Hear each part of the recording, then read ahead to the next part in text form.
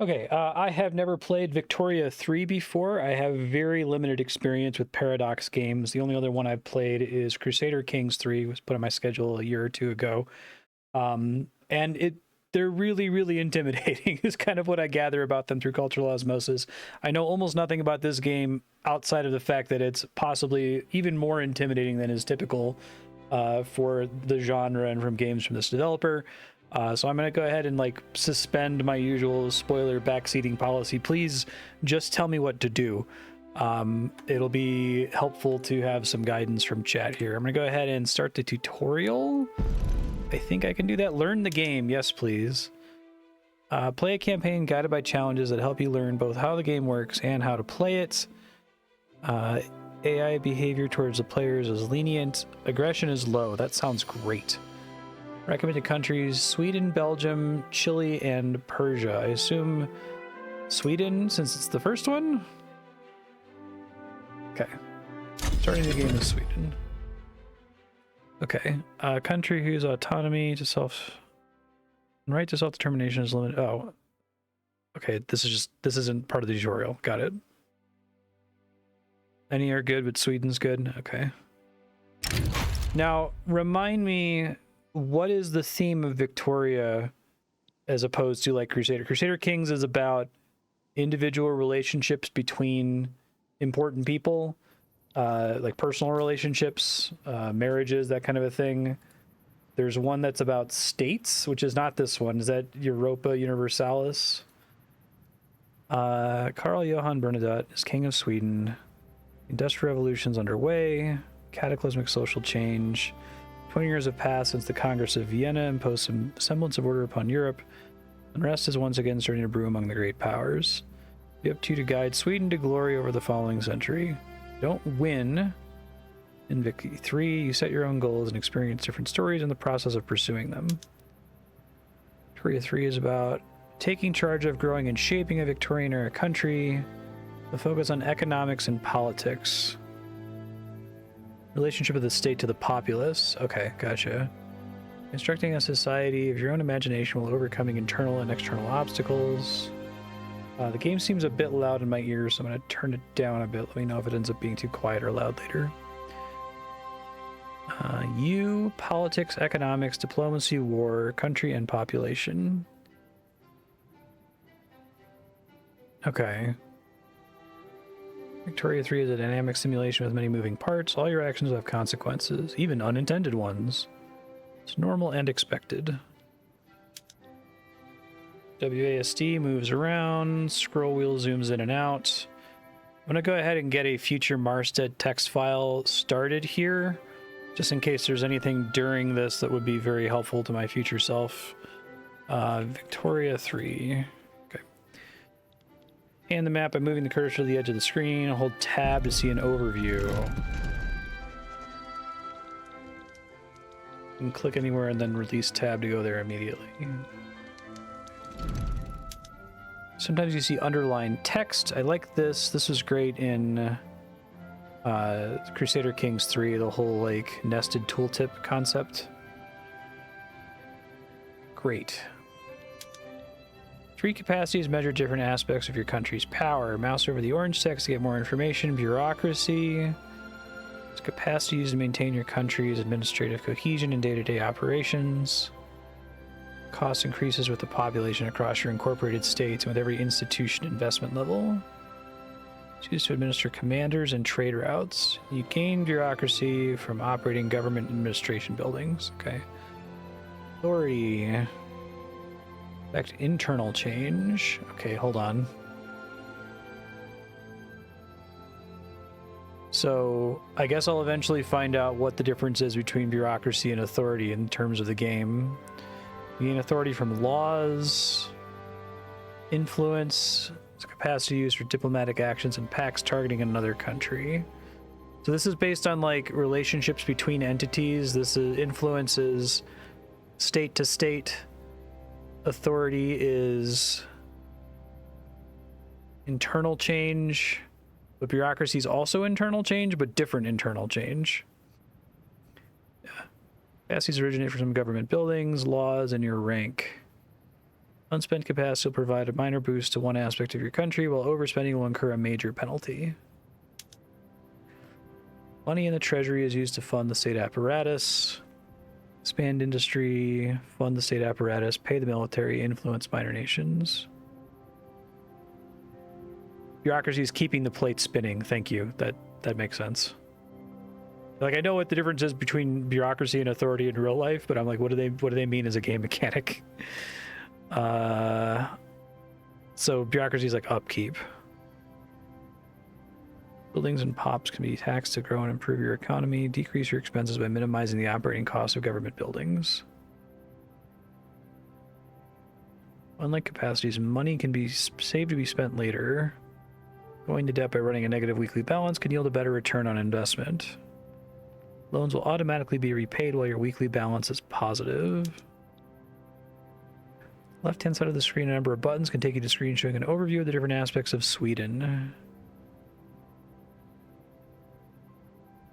Okay, so we got, move this, got politics, budget, buildings, market, military, diplomacy, technology, culture, population, journal, outliner, ledger.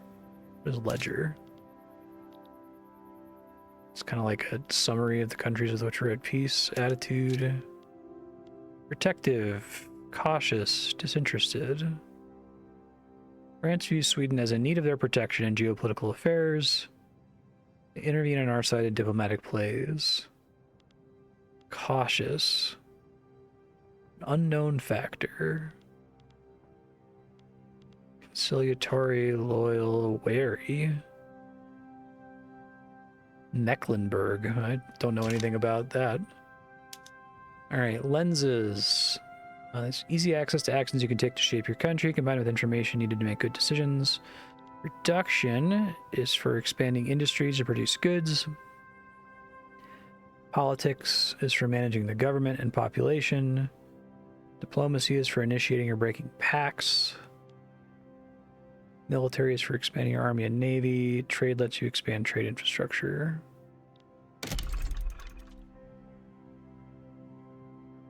Okay. Livestock ranches, rye farms.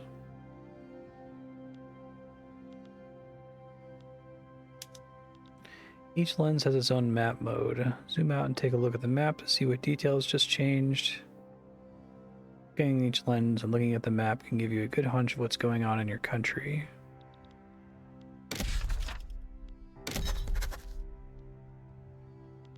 Oh, clear locked map mode. Okay.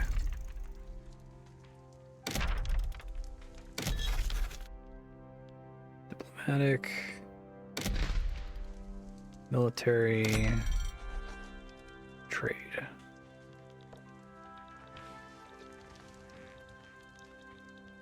Yeah, I expect that I just need to like go through this and then kind of brute force my way through it. Just the speed of the game and pause, unpause with the highlighted speed controls. You can also pause and unpause by hitting space on your keyboard. Yeah, I think my issue with Paradox tutorials, and it's possible that it's impossible to tutorialize these games, that the only way to learn them is to just immerse yourself in them for some number of hours. But I think that I learn better about games if you throw me into like, well, okay, what's the moment-to-moment gameplay loop, right? But I think Paradox really wants to sell you on what the big picture is, and it's like, well, the big picture doesn't mean anything to me until I know what the moment-to-moment gameplay is like, right? But that seems to just, it might be an unsolvable, cursed problem kind of a thing, right? Unpause the game. Given your first tutorial challenge, we pause the game to give you time to read. Unpause using the speed controls or the space bar. Open the journal by clicking the highlighted button on the left. This is your journal. Tutorial challenges granted you can be found here. Yeah, watching someone else play it, that makes sense. Tutorial. It's great if I'm restarting after this first 4-hour stream. Perfect. Tutorial challenges granted you can be found here. Other major events in your country may also appear here from time to time. I made it through Dwarf Fortress, so I can do anything. Although the new Dwarf Fortress is actually pretty accessible, surprisingly so. Expand a basic building to proceed. You've been tasked with expanding a basic agricultural building in one of your states. As you play the game, more tutorial challenges like this one will appear in your journal. Tell me how? Hell yeah. Oh, tell me why I don't like Mondays. I like tell me why as a button. That's cool. Why expand buildings? Safe way of growing your economy is by expanding a basic resource. Staples are consumed directly by most of your pops who will buy it from the produced buildings. Such as its workforce, you can tax or earn money for the treasury. Okay. Use your livestock ranches in Gotaland. Mouse over the state named Gotaland. Okay. Can I like click here to jump there? Open the buildings tab. Click on livestock ranches. Are livestock ranches just like a fundamental, like these are just the two things that exist for agriculture? Or is that unique to Sweden? Or does this expand later as I increase a tech tree? There are eventually other options. Okay. And it depends on the climate. Got it. Under the process section, we find the building's weekly balance. Positive balance means the building is profitable. The industry has a negative weekly balance. It loses money, which is generally bad. So if it's a service. Building's expenses, infrastructure usage.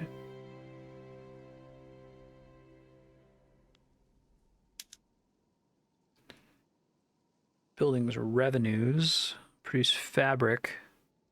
Okay, so they also produce, I guess the fabric is getting included in the weekly balance, or are these resources that are generated on top of and in addition to the profit? Produced goods are sold to pops or other buildings. The prices fluctuate depending on market conditions. Okay. Buildings don't provide its income to you directly. Provide your pops with jobs and wages. You can see which pops work here under the workforce tab. One way for you to gain income from this is to tax the employed pops. How much you tax is up to you and can be changed on the budget panel, which is here. Hey, look at that. Expanding a building such as a livestock ranches increases how many pops can work there. Enriches the rest of your country's pops by giving them access to fabric at a lower cost than before. Before you can go and expand all your buildings, remember that there is a cost to expanding buildings and not all buildings are suitable for expansion.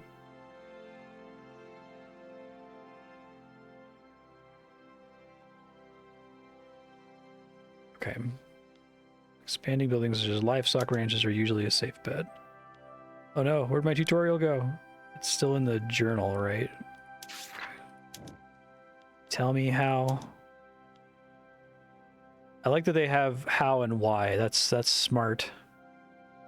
I can try to start internalizing that. Let me start writing very broad strokes notes down about that. Expanding equals more money, cheaper. Okay. Clicking a state on the map, you can see which buildings already exist there. Find the state called Gotaland. So I can use that to cheat. See an overview of buildings that are present. Look for livestock ranches. Detailed information. You can order this expansion from the panel by clicking the highlighted plus button. Buildings take time to expand. The livestock ranches have been placed in the construction queue. We construct it within several weeks. Waiting for this process to complete. Keep playing the game. More journal entries will appear. Okay. I understand. That, my friends, is a lie. But I think I kind of get the point of what they're saying for now.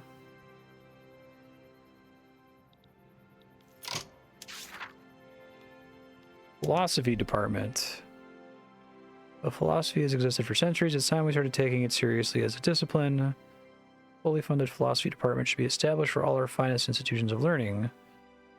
Will complete if any Swedish building is a university, the occupancy is greater than 90%, the building level is greater than or equal to 5, and has an activated philosophy department. Okay, so I have 9 years to do this, is what it's saying. Okay, thank you.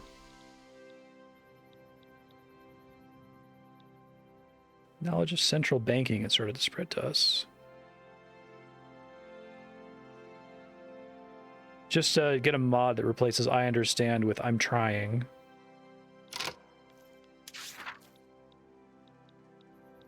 Am I just waiting for one in the learn the game category, though? That's why I'm not clicking on them based on what Leon said. Urbanized Sweden. Feature's not white or black like the old tales say. It's gray. Code of the train lets us visit foreign lands. 75% of all Swedish states. An urban center.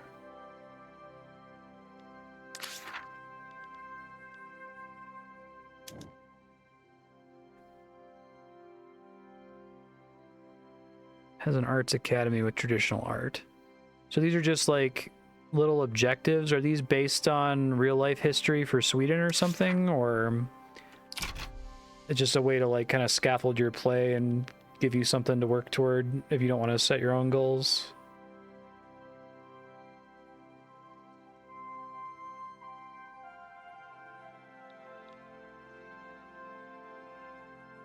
Total of 10 construction per week.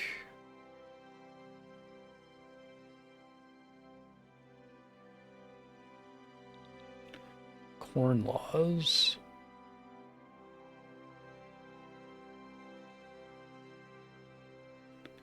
Path to liberalism.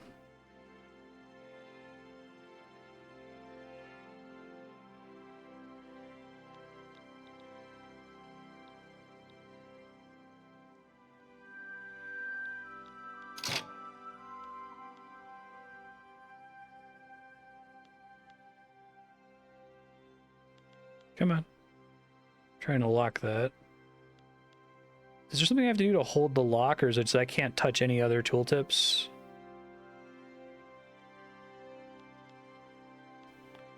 Trying to get to read everything in that tooltip, and I can't get to it now.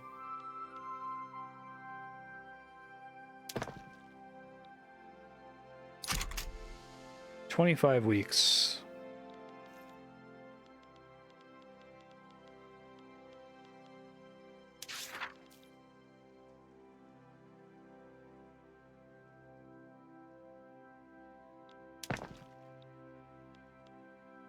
Yeah.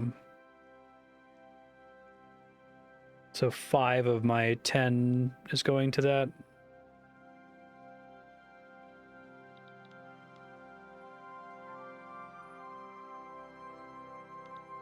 Which means I could be constructing something else.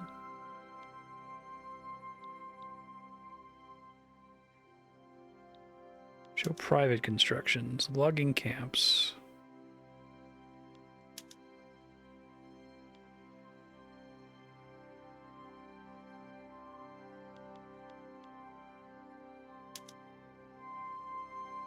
Like help the private constructions, or go back into the menu I was in before?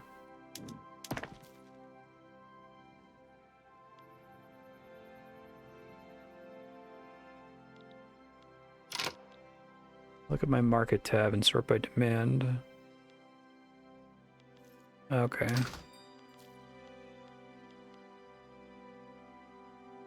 Buy orders, you mean? Okay. Oh.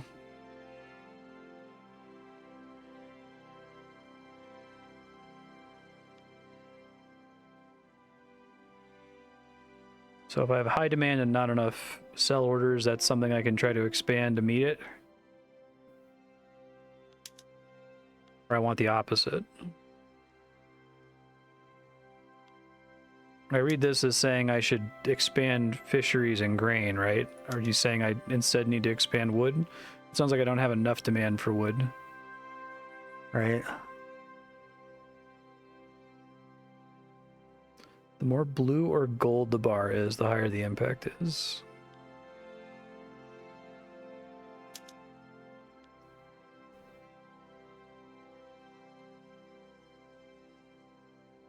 Okay, I must be... 769 people are trying to buy fish. 974 people are trying to sell fish. Okay, I understand.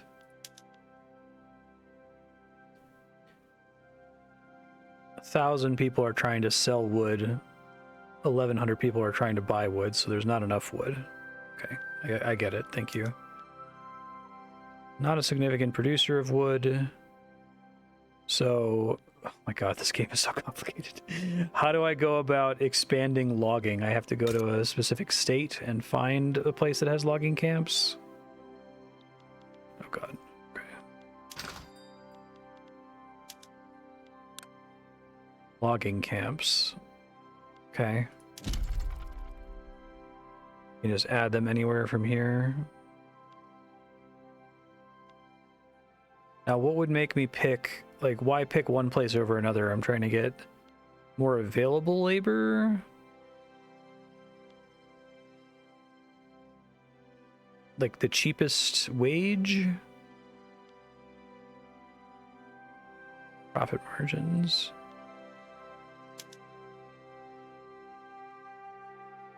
Norland has a territory. How do you know it has a territory buff for logging? Is that just something you happen to know about this nation? Okay, I can do go to land.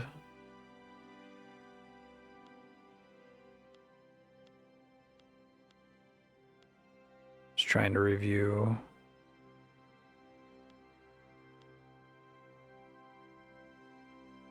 Yeah.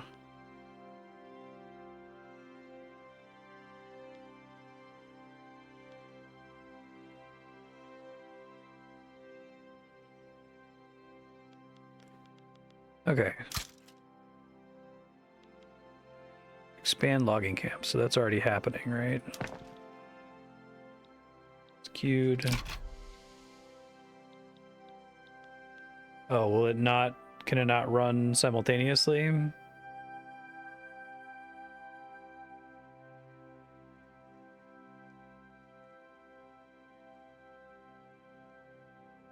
Okay.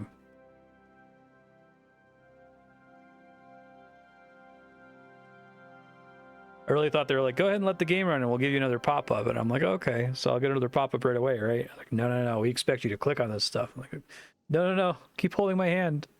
Don't leave me. Crying Batman meme.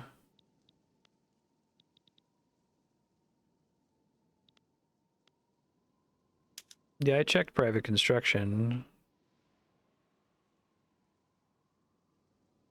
I noticed that earlier. So this is something that can use up my construction ability. It was getting used up. Doing that didn't do anything.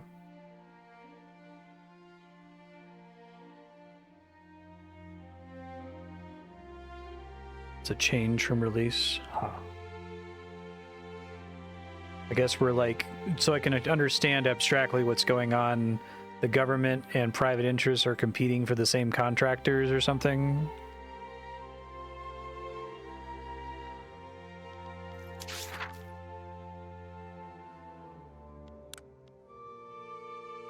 Expedition to find the source of the Nile. Okay, let's not look at that right now.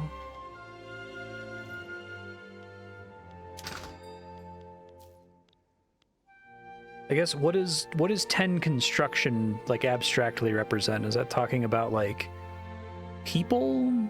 Is that total money available to spend? Construction workers?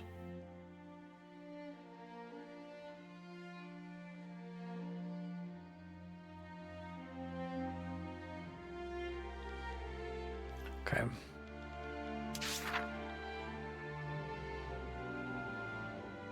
I assume that sitting around not making changes isn't like nightmarishly bad with the default tutorial settings that you probably set up with a country that's already kind of running okay. Situations. Low market access. Expensive government goods.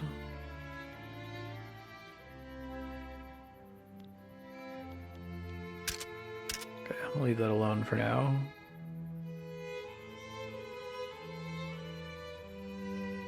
Just waiting for another journal pop up.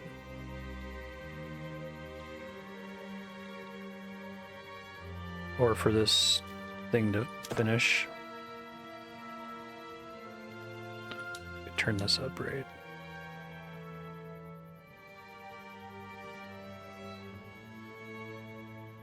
Expensive good is a good place to look. Okay.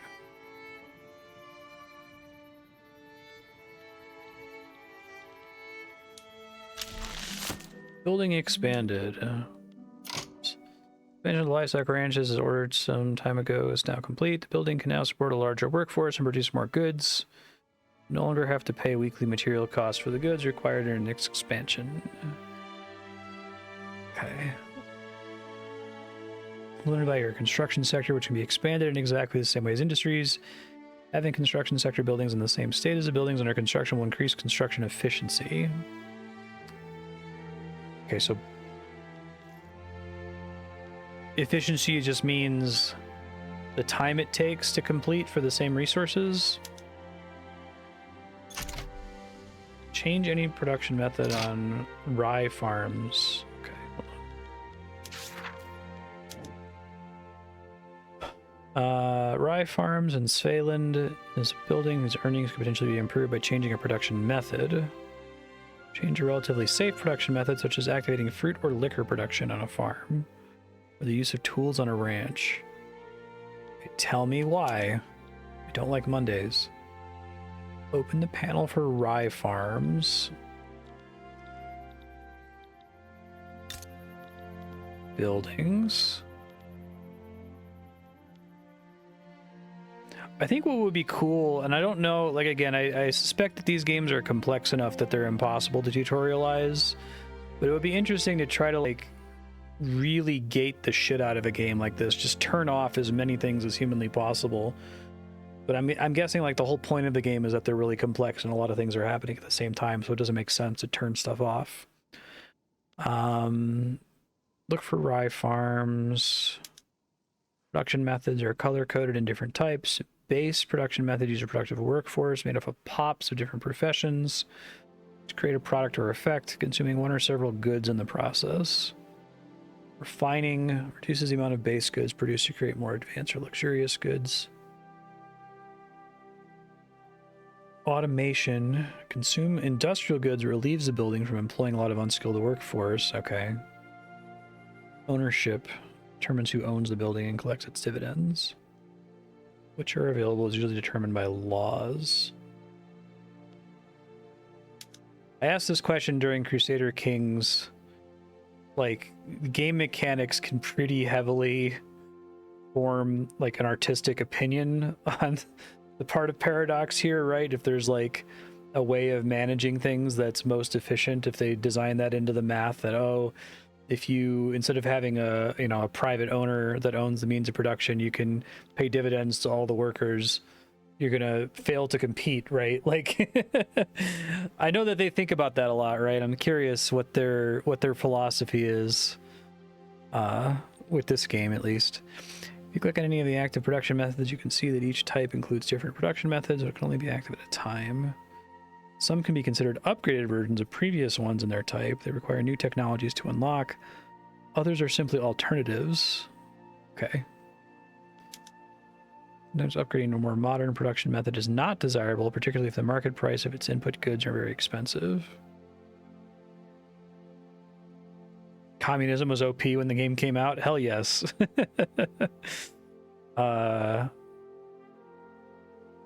Yeah.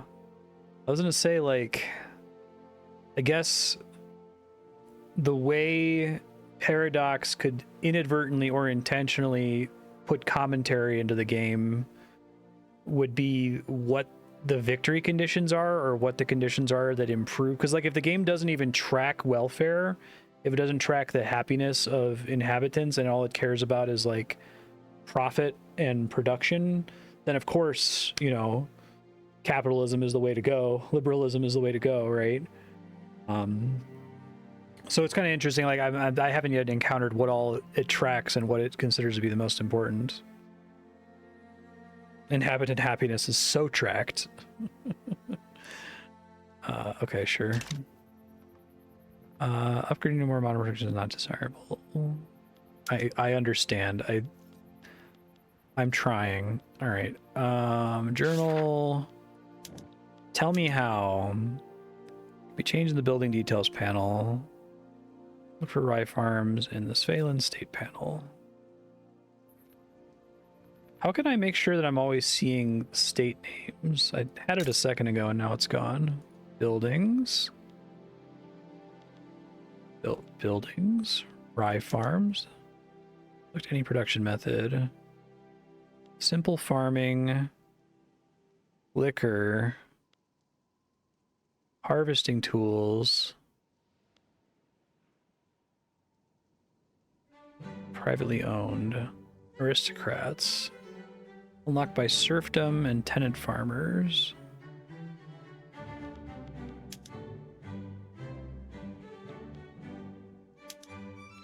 Publicly traded. Government one. Worker cooperative. Go!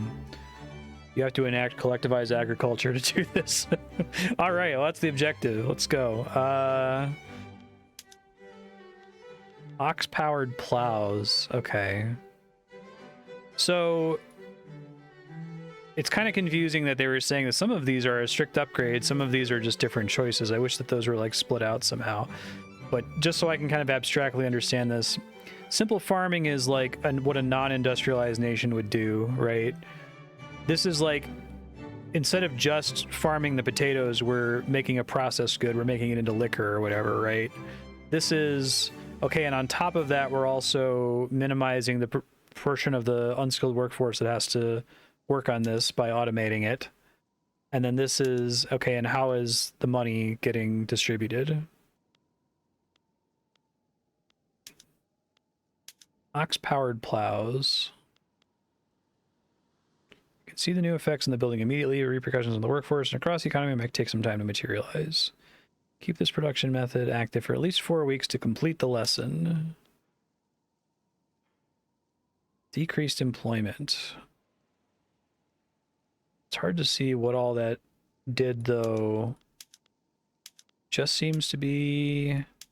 Okay, it increases the productivity, reduces the employment. I understand. I don't want to switch the green one.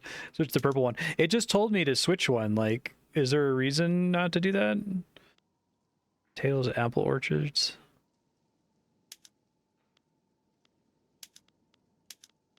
Wonder why the tutorial didn't tell me which one to pick there, if there was a correct choice. Oops, sorry. The 4 weeks pass.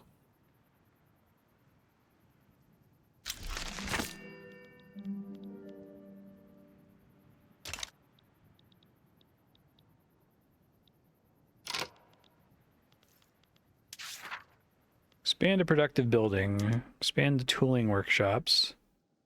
It's a highly productive building that's bringing in a large amount of revenue compared to its expenses. Let me write down the one I just did. So we did change production method equals change from simple farming, processing, who gets the money, automation. Tooling workshops, a highly productive building that's bringing in a large amount of revenue, making it an ideal candidate for expansion. Expand this building in order to grow our gross domestic product. Level 2 tooling workshops. Why? By focusing expansion on highly productive buildings, you maximize the amount of value your workforce adds to your economy. Low value goods like grain, while spending a small amount of money on input goods like tools, let your population feed themselves while earning meager wages.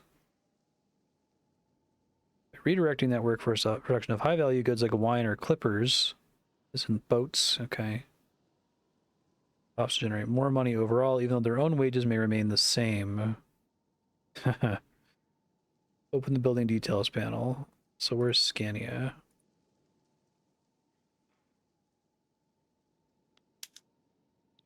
Tooling workshops. Relative productivity is indicated by the gear icon. Number 13. Hover it for more details. Earnings per employee.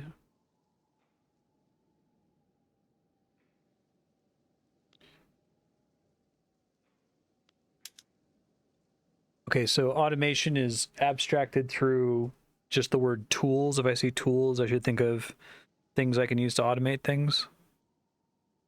Productivity is based only on the difference between the cost of input goods and the revenue earned by sale of output goods. Divided across the workforce of the building. How much value is extracted from every employee? All right, if the productivity value is much higher than the average wages, the difference is not wasted.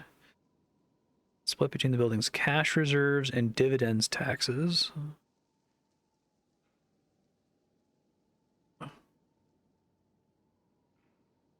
Productivity is insufficient to pay the building's requisite wages. The difference will be subtracted from the cash reserves in the short term before reducing wages and potentially throughput in the long term. Adding value to your economy by expanding only highly productive buildings might not be the wisest course of action in all circumstances. Oversaturating a market will decrease the market price for the produced goods, put a lot of demand strain on the consumed goods, leading to a decrease in productivity over time. Constructing, for example, clippers for export might make pops with ownership shares in your shipyards wealthy, but might not help your lower strata situation at all. You think? Okay.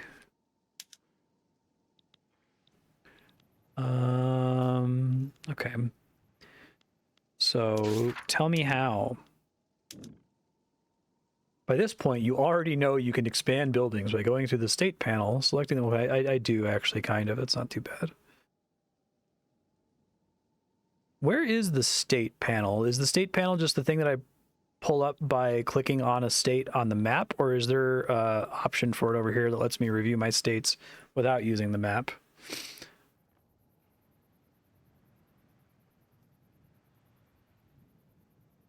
Open the buildings panel. Okay. Here are all buildings across all of Sweden. Get rid of these graphics. I just want a list. Turn this game into a literal spreadsheet. It doesn't need to be pretty. No, it's fine. All buildings across all of Sweden are displayed in a convenient list view. You can access the buildings directly from the list and perform common operations such as expanding, subsidizing, or changing its production methods. Okay. Tooling workshops you want to build is under the urban tab. Oh my God, there's so many things on this list. Expand the tooling workshops drop-down menu. One of the most important aspects of a building is productivity. The high productivity of the tooling workshops will let us select it for expansion. Productivity is a better measurement than profit to determine how valuable a building is to you. Okay. Plus button.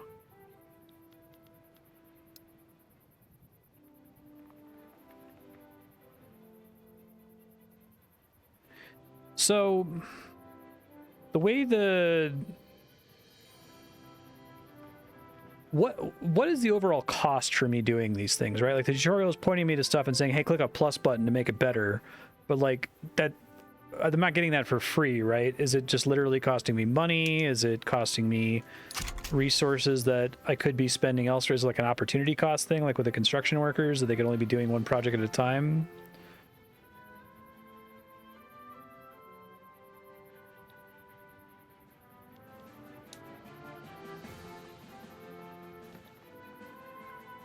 It's opportunity and money, okay.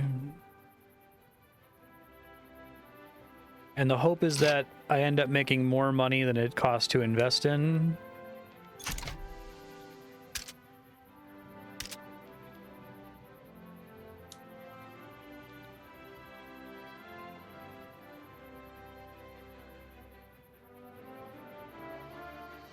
Oh, I'd be like accruing money for the treasury if I wasn't building anything. Okay, I see. Where can I see the progress of this activity?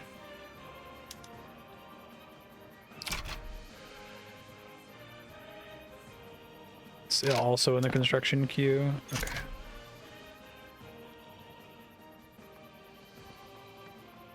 Oh, it was taking a while because it was doing the logging thing from earlier, I think. Okay. Now, why did my construction go from 10 to 10 to 9 out of 9?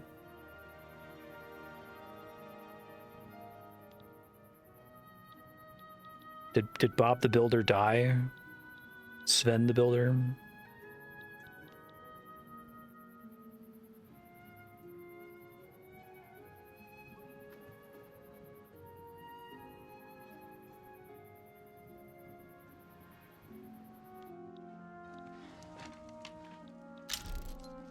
An agitator appears.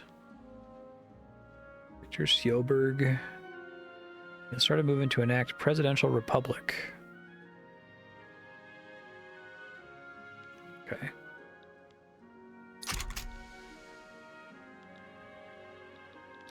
Oh, they may have left the country entirely? Okay. And how do I guess it's probably going to tell me eventually in the tutorial how I expand my construction industry.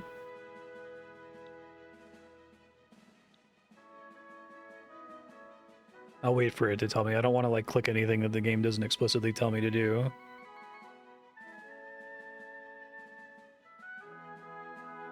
Oh, well, the agitator died. That didn't go very long.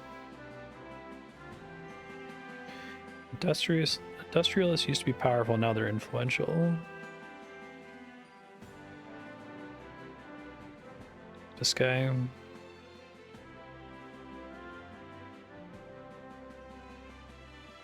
Oh, we're back up to 10 out of 10. Okay, so should I like understand my populace as divided among some number of occupations like farmers, construction workers, that kind of a thing?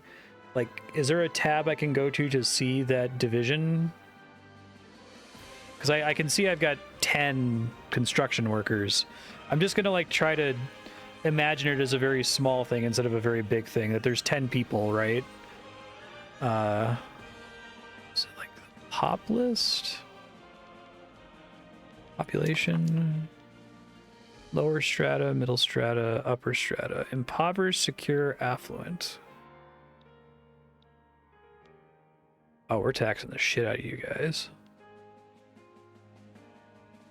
88% of their income on needs. Pressed to doubt. Peasants, laborers, clerks. Or laborers, construction. Let me let the thing keep running while I'm looking at these.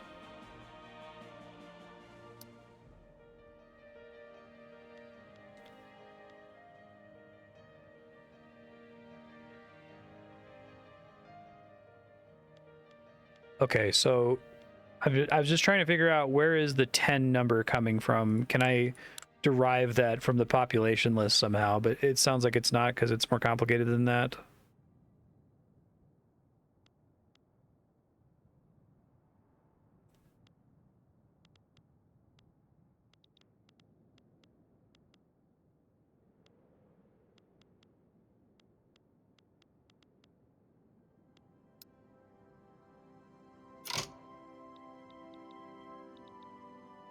Political movement to enact presidential republic has disbanded. Okay, construction queue.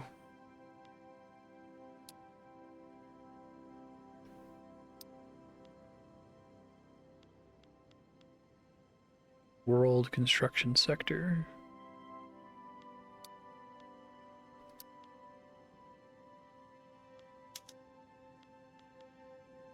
I don't see the world option, sorry.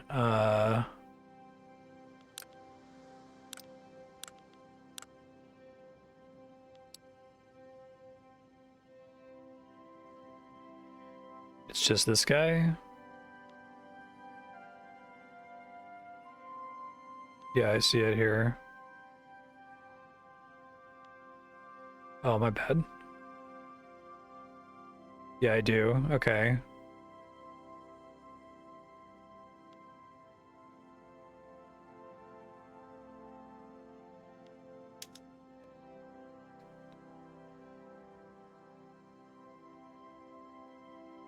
Okay.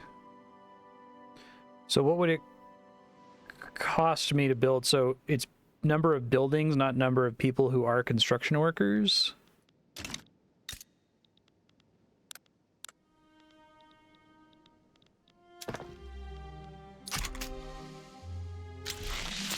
Construction sector building. It's in Svealand. It employs 5k people.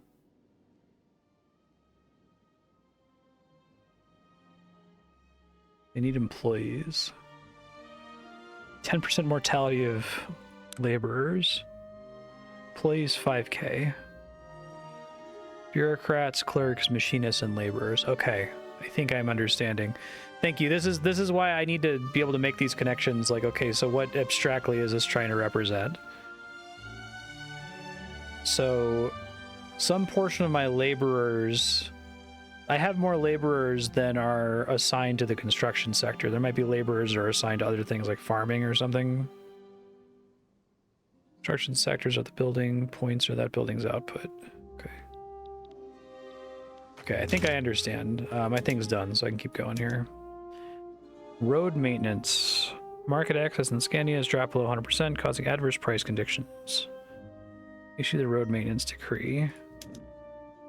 Market access represents how well connected your states are to their market. With 100% market access, the state will create 10 sell orders for every 10 goods produced and 10 buy orders for every 10 goods consumed. Yep. Drags your economy down. Okay. So this is like your logistics network, like being able to get trucks that can deliver goods to a rural neighborhood or whatever. Sell orders and buyers determine a standard market price used across your market. I didn't realize this game had such a heavy focus on the market. I think that's kind of an interesting concept. I don't remember if there was much or any of that in Crusader Kings. Some locally produced goods might drop in price. Goods whose demand cannot be met locally will increase in price relative to the market price.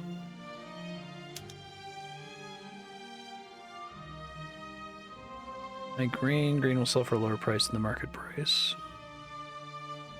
Are we gonna start doing subsidies?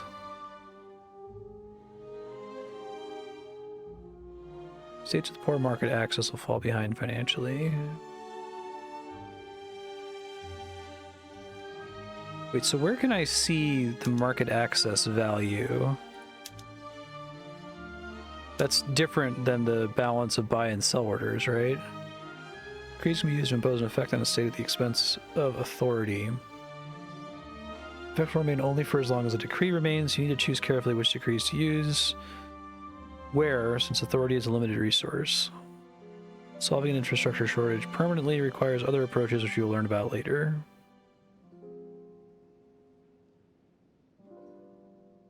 Yeah, what states do to markets, what that market does to people, how those people affect the state. Got it. Okay. Tell me how. You can increase the amount of infrastructure available in a state by issuing a decree to maintain the roads there. From the politics lens, go to the decrees tab. Road maintenance, violence suppression, emergency relief, national values, greener grass. Are these like the only kinds of decrees that can exist, or is this like a dynamic menu that changes based on what things I've unlocked in tech trees and the like?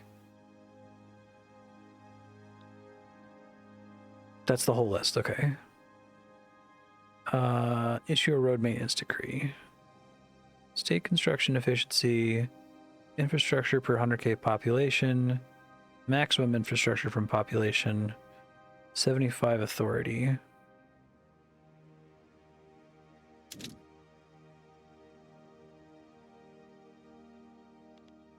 Scania.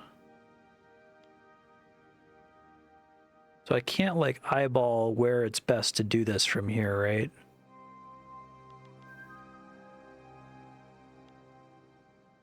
Good. Okay, cool. Close the political lens. Click on Scania. Just to keep using this cheat.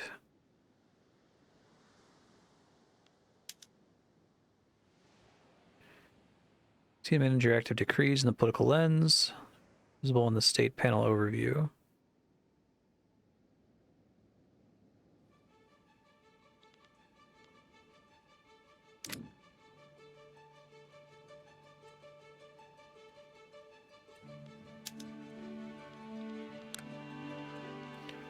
Infrastructure usage is visible on this panel.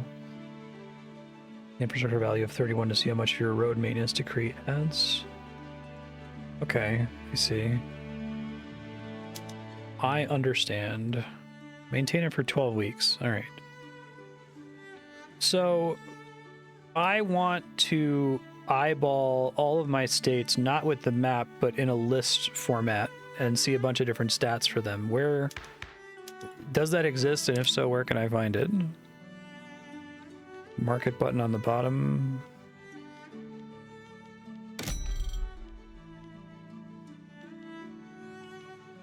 Or trade, which isn't the same thing, right?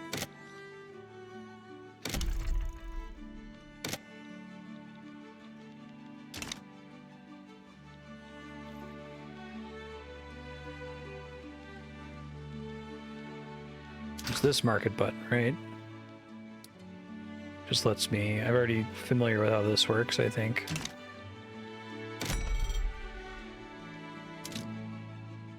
Port. This is the kind of list I wanted to see.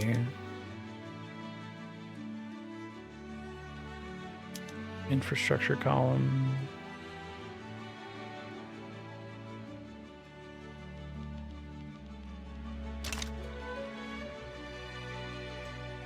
Trade showed regions with, oh, it's hovering over the, okay. So I don't get a list for this, right?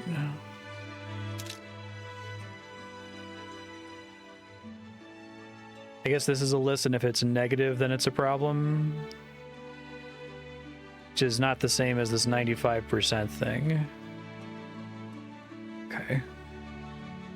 And you just said to pick port, not because you want me to build a port, but just because it's a thing I can click to see a list. More buildings than I have infrastructure. Okay. I'll let this thing run while we're talking.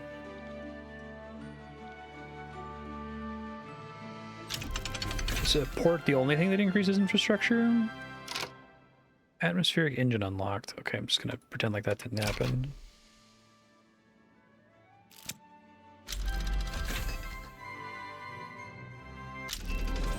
Central banking, power of the purse.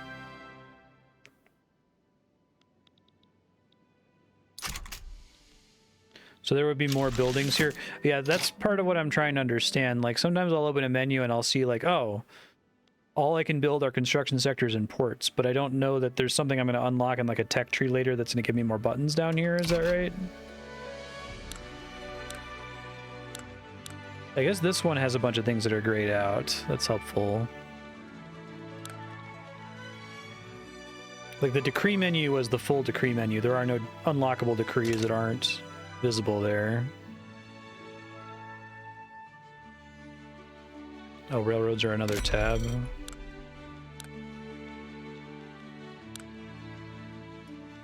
Oh, not even a trade tab.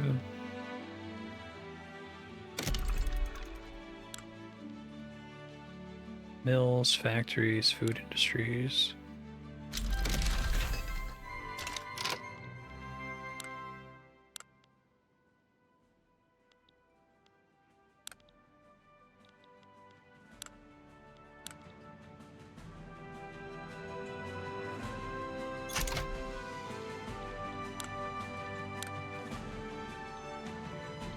Yeah, it's no worries.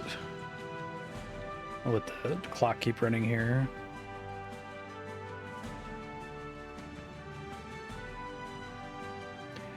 Yeah, I guess I buy that I don't have access to railroads, but I'm just wondering, like, do they show as grayed out somewhere, or do I just not know they exist until the tech gets unlocked or something? No active research. Oh, because I started the game with research. Oh, maybe I have some tutorial stuff here. Research and technology, fix unproductive building. Let's do this first. Select a technology to research that best fits our needs for the future. It's best not to fall behind in this new age. Select a technology to research. Oh my god. Okay, that's fine. Rationalism, democracy. Let's get... Where's communism? Academia, empiricism, psychiatry, dialectics, realism, labor movement, socialism, baby. Yeah, let's go. Let's fucking go. That's probably a mistake. I don't care. It's fine.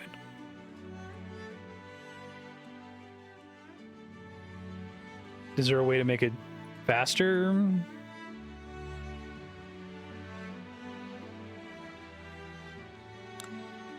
Like, is that if I'm researching societal improvements at the expenses or like an opportunity cost versus doing production or military? Universities increase research speed. So green numbers in the progress box are being learned by neighbors. Oh, you can only research one thing at a time across all of these? Okay, I don't think I understood that.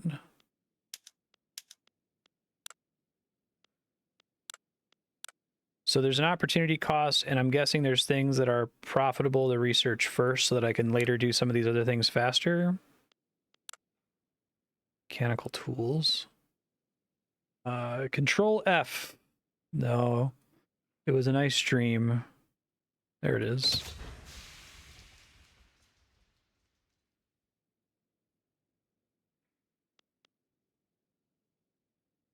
Technology spread. So technology spread to stuff nearby. Okay.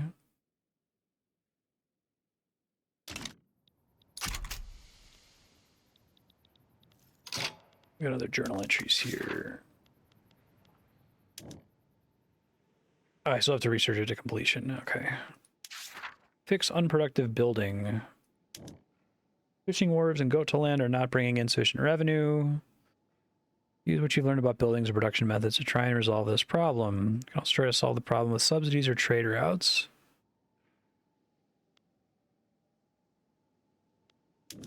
Okay.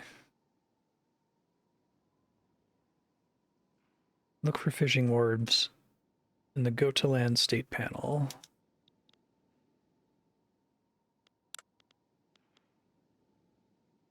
Okay, they're not giving it to me this time, which is nice.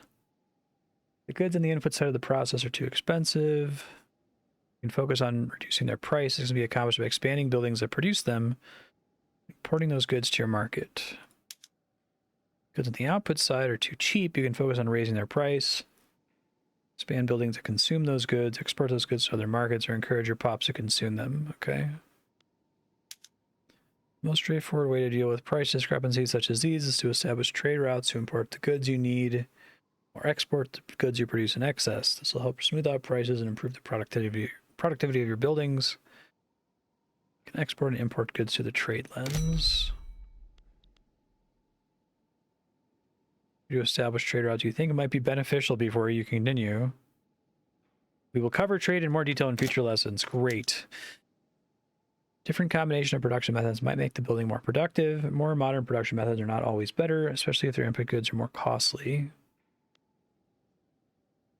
Okay.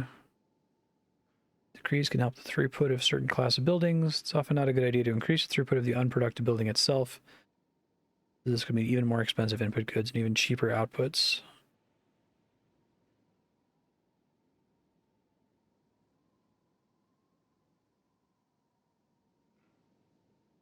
Okay. If there's no good way to make a building more productive, but your economy still needs what the building produces, you can subsidize it. Hey, like farms. Right? Because like no one would ever be incentivized to grow anything because the price of the supply is so high that the price would be driven to like near zero. So you like pay them to farm more than we need and just put it in silos and let it rot. Funds required to purchase input goods and maintain a competitive wage by covering any budgetary shortfalls from the treasury. Buildings whose productivity falls low enough that they can't offer a competitive wage will naturally adjust to the market. Downsize the building to force the workforce to go elsewhere. This will anger affected pops. Whatever tools at your disposal to improve the productivity of this building. If all else fails, you can subsidize or downsize it. Okay, so I need to go back. So this one's just telling me, hey, figure it out, idiot. Oh, it's showing me options. So now it's highlighting stuff. I had to be in the right tab for it. That's subsidize. Decree. Okay, so I've got several options, right? Is what they're trying to tell me. I'm going to write this down in my text file because this is complex. I have a problematic building. I guess first of all, how would I find this problematic building? If I was just trying to like eyeball problems to solve, would the situation thing show me this? No. Suppose outside of this tutorial popping up, I wanted to find buildings like the fishing wharf. If it got really bad, the situation would highlight it. Is there another just list of all of my buildings that I can sort by decreasing cash reserves or low productivity? Basically, I want to know like databases that I can access that I can sort a column and find all the problems. Buildings panel? Okay. Buildings.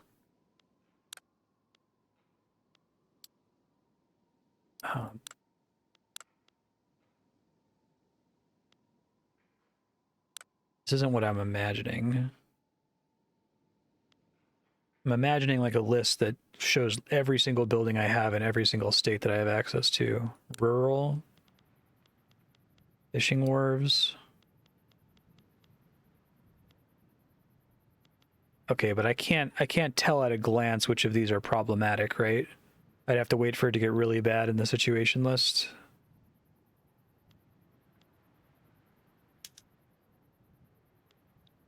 Number on the right.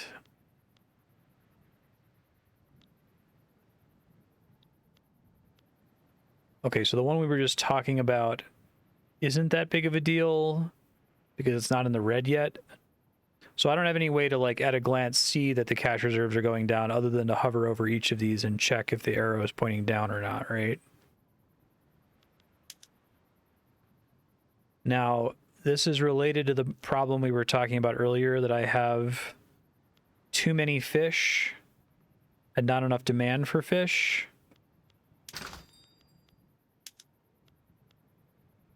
Yeah. Okay. Okay. All right. So making my notes. Problematic buildings.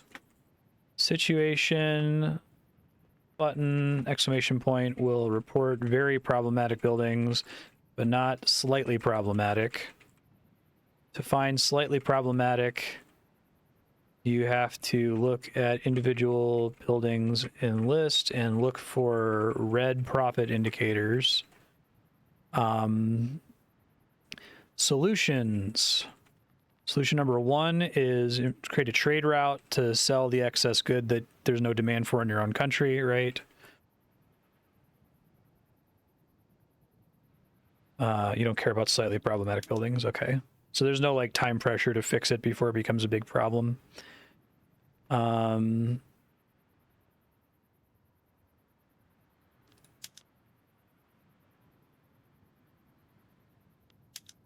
They fit a lot of information in this thing. Get back to that tab.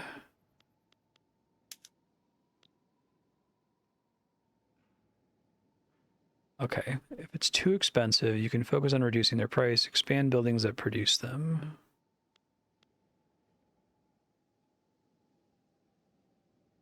So this is saying, for instance, the fishery uses clippers, so I could provide more clippers to make it easier to get fish.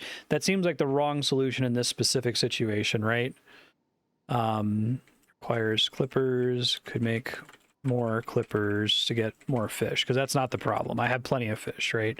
But it could be the problem in a different situation. Here, if the goods on the output side are too cheap, you can focus on raising their price. You could expand buildings that consume those goods. Export those goods to other markets. Okay, so this tab, why does... I understand what this means. Build more clippers, get more fish. Yeah, I'm gonna try to do the... I think my solution's gonna be the trade lens. That makes sense to me, but before I do that, I want to make sure I fully understand each piece of this. So part 1 is fishing wharves, bottom left. Bottom left. Process. Requires clippers. Okay. Fishing wharves. So... info, bottom right. 15 clippers equals 115 fish. So, used in food industries. Okay. That's what I'm looking for here. Used in food industries under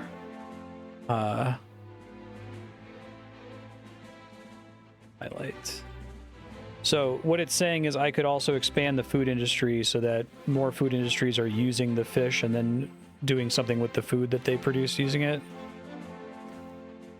Building a food factory would increase demand for fish. Okay. Getting it.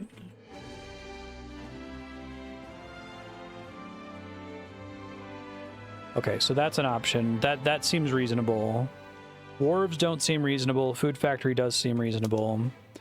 Building a trade route to sell my excess fish seems like it could be reasonable. So if I were to do that, it would be an export trade route, and it would be for fish, which are here. And so here is productivity their productivity with how much fish they make, or that's how productive I expect to be if I sell it to the Dutch.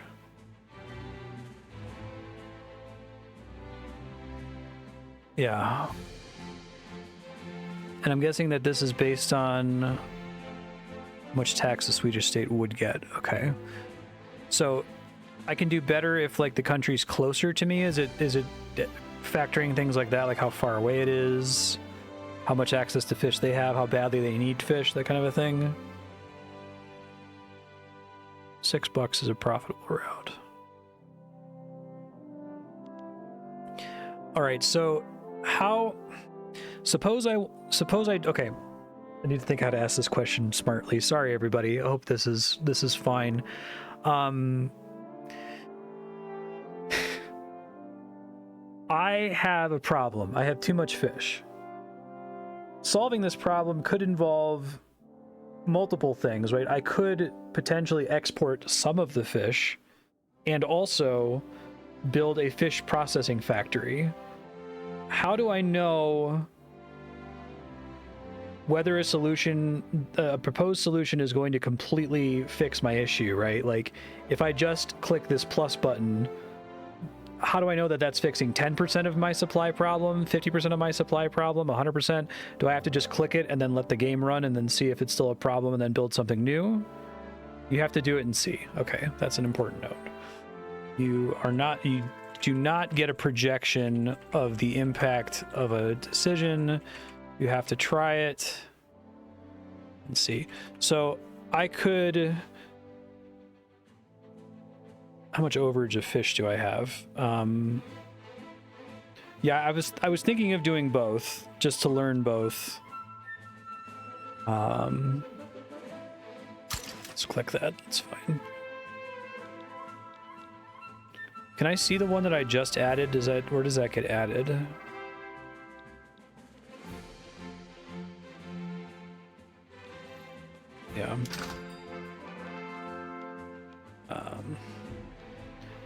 Okay, so I can see my trade routes. I've got my goods. I've got 304. So that said that one route was going to account for 25. So does that mean I still have 279 to deal with? Oh, it was okay. So it went from 329 to 304. So I still have a ton of excess fish. So okay. This is making sense. Everything up to this point has been kind of like, okay, I'm just following the pop-ups, but I'm kind of getting it. Okay. So if I were to do, I could keep doing this until I run out of markets to send excess fish to. So this is only 10 fish. And at some point, like, I'm making just a marginal profit, and that's like a higher risk, right? Like I could do this one that's plus 17 cents, but there could be like fluctuations that make this not profitable in the future. So maybe it's not an obvious grab like the two that were like 6 and 5 were, right? And don't do unprofitable. Yeah, don't do unprofitable routes and don't do slightly profitable routes, right? Okay. So that's the extent of which I still have not solved the problem because I still have a giant surplus of fish. So the next thing I can do is expand the food industry. Now let me see if I can find my way back to that.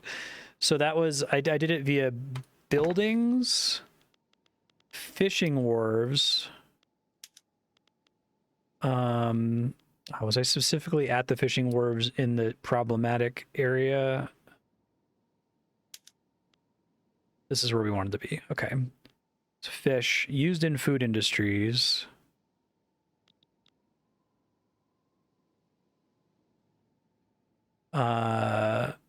Groceries. Okay, so I would have to build groceries. Is that itself a building?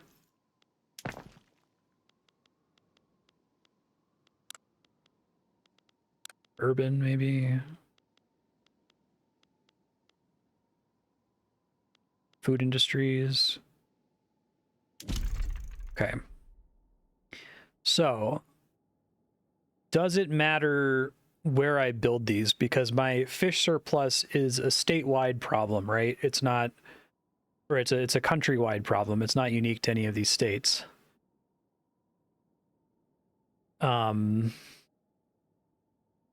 Like what column should I sort by to determine the best place to start building these?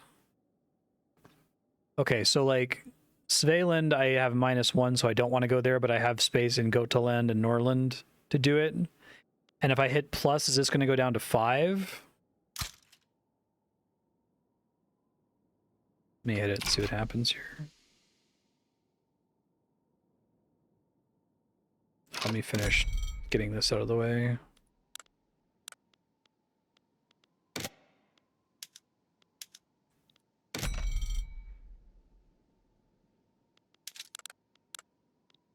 Oh, this doesn't want me to, it won't let me click back through it again. I probably shouldn't have went back through it like I did. All right, let me just try to dismiss it, maybe. I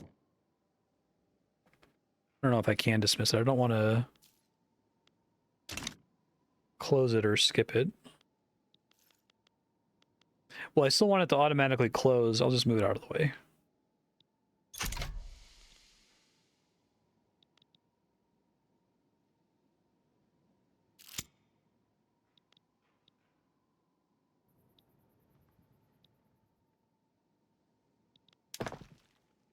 Building these food industries.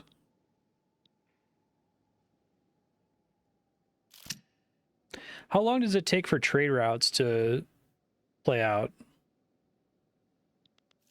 Buildings.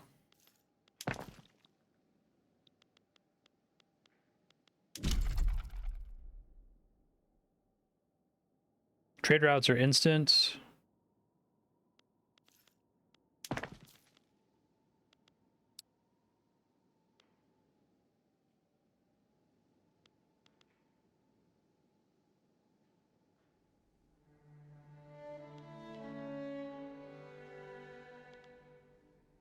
Oh, I see what you're saying. Okay. Is one of these going to be doing stuff with fish?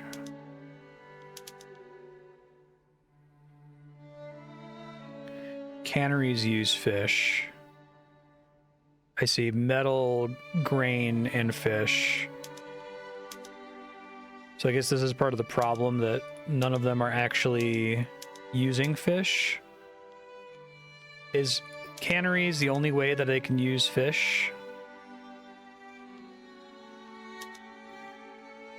Okay. So we have to invent canneries. Is that a tech tree thing?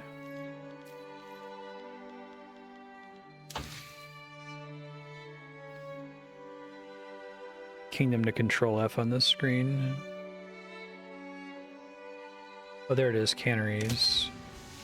I guess I can let it finish researching mechanical tools.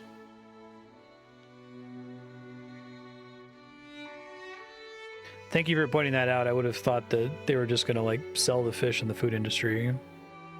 Oh, I can queue? How do I do that? Shift click.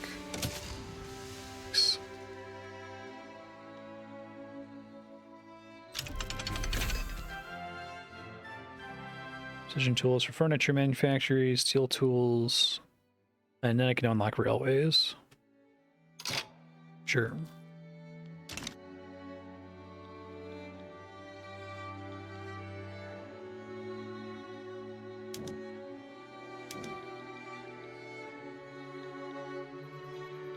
So I have going on in the journal here. Oh, researcher technology didn't finish because I gave it a second one. It's fine.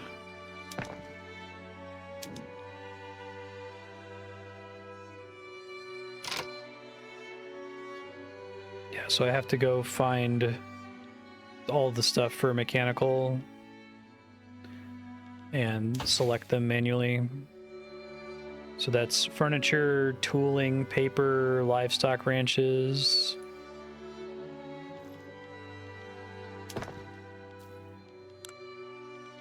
So I could do livestock ranches, for example. One of these is going to be slaughterhouses. Open air stockyards. It would spend 10 tools to make 25 meat, whereas right now I use no tools to make 5 meat. Yeah. I got it. Why is the tools value in red? That's just saying it's going to be spent, and green just says it's going to be created. Where can I see how much tools I have? There's no way for me to eyeball that I can afford to do this from here, right? Tool workshop buildings. Yeah, there's already a ton of features I want this game to have. Basically, I want more spreadsheets, more database views. Anything like this is, to me, I want the whole game to be this screen. This is my favorite screen in Victoria 3. If you could give me 700 of these for every possible thing that I might care about, I'll instantly be hooked and want to play the shit out of this. It shows you in the change of the price of tools. Okay. So that's under urban tooling workshops. Okay. So they're making 120. So let me try to think about this. So the way this game is structured, because it's focused on markets, I'm not really thinking about how many tools I have in the country, right? I'm thinking about the price of tools, which is based on how many tools are actively being made and how many people want those tools to do things like operate a slaughterhouse. And I want to make sure that that's like a reasonable ratio. Okay, hold on. Food industries, or no, it was livestock ranches. Oh, and I can access the production methods from here. Is there any reason I wouldn't want to just change all of these to slaughterhouses now? I guess it's because now it's going to burn through a bunch of my tools, and maybe it's going to create an excess amount of beef.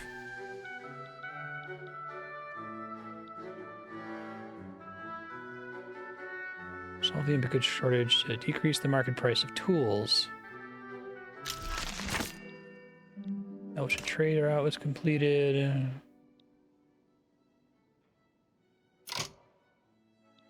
Oh, really?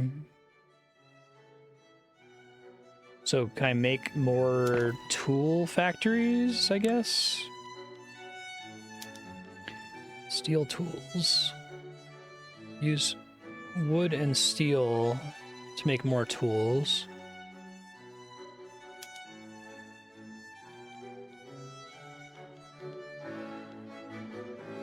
Oh, I can say everybody do this now, and it'll apply it to everybody in the drop down. Okay, that's helpful. It would be better if we could do it automated at some point. Expand. Again, I need to have available infrastructure is the main thing I'm looking at here when deciding to build these.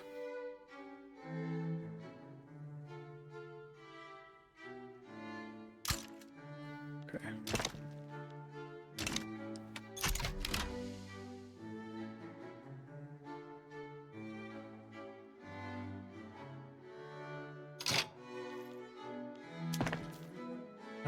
Okay, hold on. Go down to the bottom where it says tooling workshops.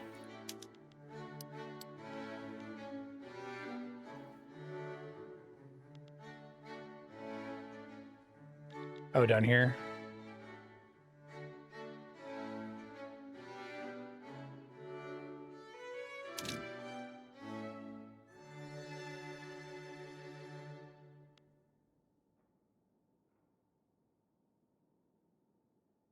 Tools produced per level.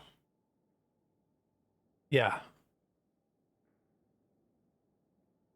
Level is 2 levels of tooling workshops. Level just means count of workshops built. Oh. It's count of buildings. It's weird that they call it level there instead of count, but okay. Yeah.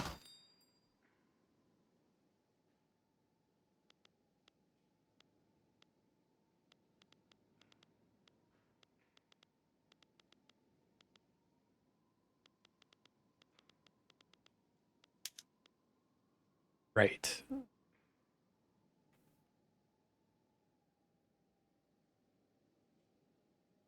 So I don't have enough tools to meet the demand for tools. So the only way to make more tools is to build more tooling workshops, which I could keep doing on this menu. Okay, yeah, I'm with you. And you know it's at least 2 more tool factories because you just instinctively know how many tools are produced per workshop. It's 80 per workshop. I see what you're trying to teach me. Okay, so that says 80 per, and I am 163, so then I'll have more. Okay, so the objective is to just read market equilibrium is like the name of the game for almost everything here. I guess there's more things going on, but the tutorial is very focused on making me hit market equilibrium for as many things as possible. All right, so I'm going to make this a note in giant all caps in my text file. So market equilibrium is the name of the game. Go to the market tab and sort by balance and reverse sort. Use that as place scaffolding. Find projects to work on. Yeah.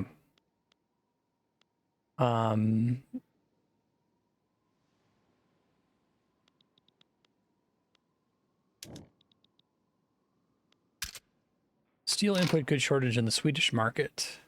This is because I just changed my tool factory to use steel. Increase the number of sell orders for steel in the Swedish market, produce more steel, improve infrastructure in states with low market access, or set up a trade route to get it from another market. So it seems like Sweden's good at fish and not as good at steel. Which this is like your Econ 101 thing. Like, oh my God, isn't that awesome? This is why trade is so great, because now we can give our excess fish to somebody and have them give us steel. You think that's better than importing steel? I guess that would base that on whether or not I'm sitting on money and whether that number is going up, right?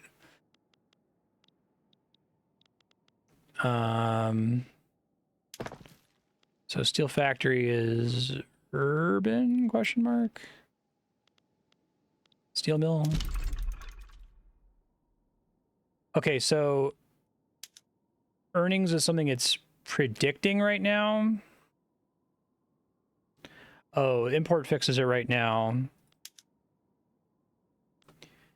Now, why would these be bad? Is that bad because of current demand or current access to iron and coal?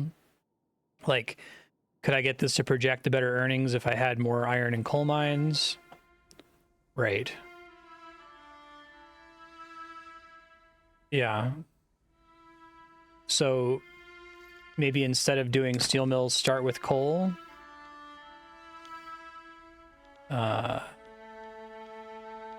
Which is iron mines, coal mines. Got it. Okay. Now, it still seems like a coal mine would be unprofitable right now, but that's because they need tools. Okay, so we kind of have a problem here. But I guess the theory is that even though it's going to be unprofitable in the short term, it will be profitable eventually. Yeah, right. Now, I can only build them in Scania because Scania is the only place that physically has coal mines in it. And that's kind of like the geometry of the game that affects whether your nation is good at something or not. Yeah, I see what you're saying. Okay, so I go back to buildings, I go to urban, go to tooling workshops, and I say, you know what? Wrought iron is fine.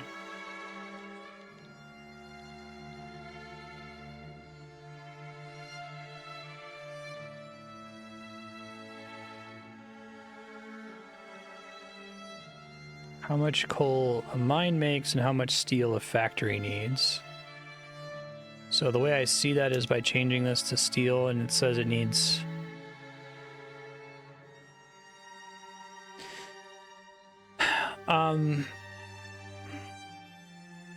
show per level values.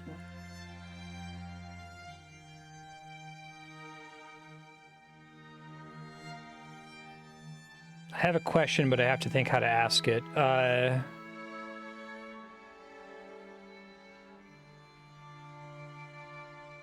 Really wish they wouldn't say per level. I guess they mean just per item, right? Per number of workshops built.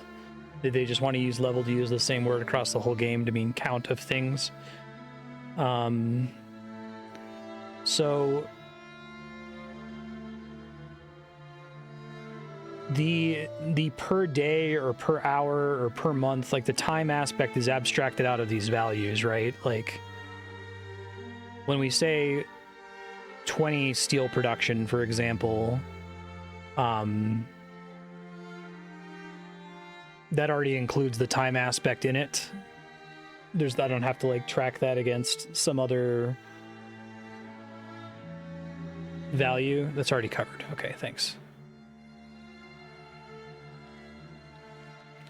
Let me just let things burn for a second and see what happens here.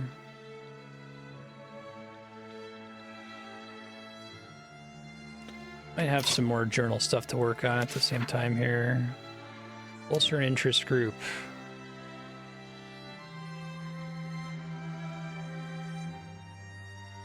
Oh, I have to close my current lesson. Shit. All right, let me see if I can finish going through this. I can fix it. I don't want to lose it.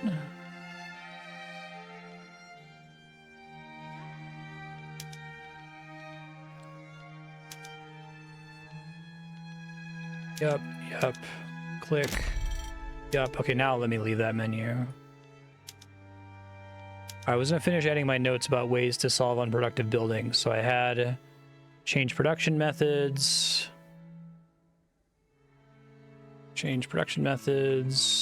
use technology to make it more productive. And then we have decrees, short-term fix, subsidies, which I kind of intuitively understand.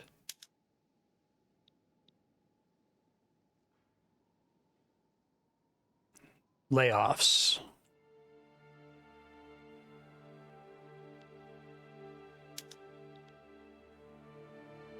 Okay, I understand. Got it. Bolster an interest group. Sorry, you're telling me to look at a coal mine that I was building there. So that was back under the tooling workshops.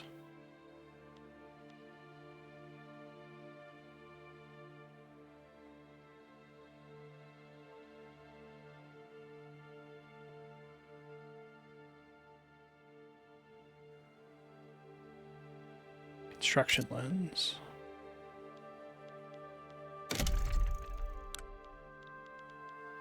This guy. Okay.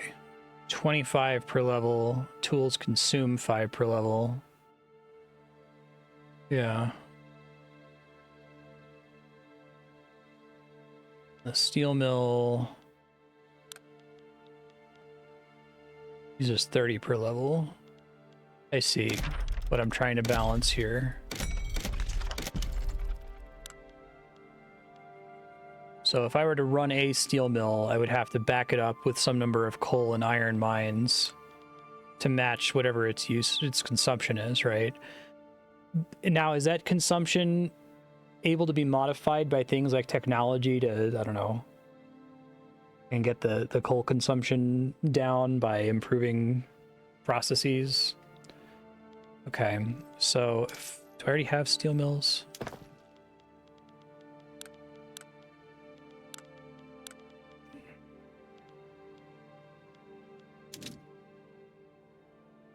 Oh, they're not production methods for steel mills because they're. Oh, these are potential urban buildings. These are buildings that I haven't built, which is why they're not in this list yet. Okay, let's see. Okay, I think I get it. Let me look at this interest group thing. Tell me why interest groups are instrumental in determining the shaping politics of your country. If you haven't read the tutorial lesson on interest groups, guide me. Oh God. Oh, it's already too late. Open an interest groups panel to continue.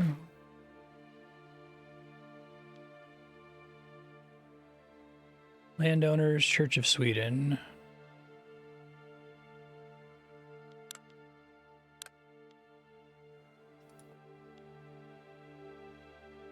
Industrialists, armed forces, rural folk. Grower, wane in political strength, see clout. Oh, sure.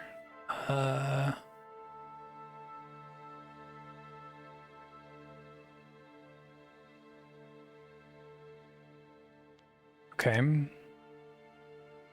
Bolstered interest group will increase both its POP membership and political strength. Their approval will also increase the result of enjoying an officially sanctioned status.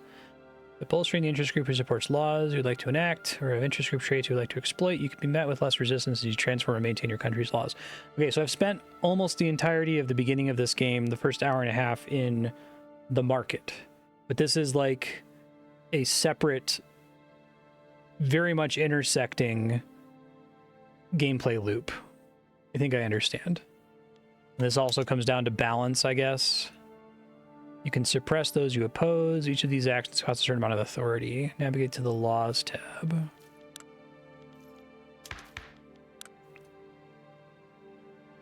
Okay, human rights. Ability to bolster and suppress is governed by two aspects. Authority, your values and bolstered impact on an interest group attraction, 30%. Right of assembly.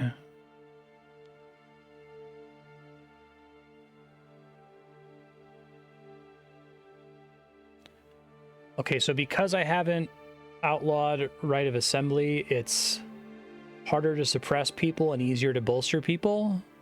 Is that what they're saying? Okay, that makes sense.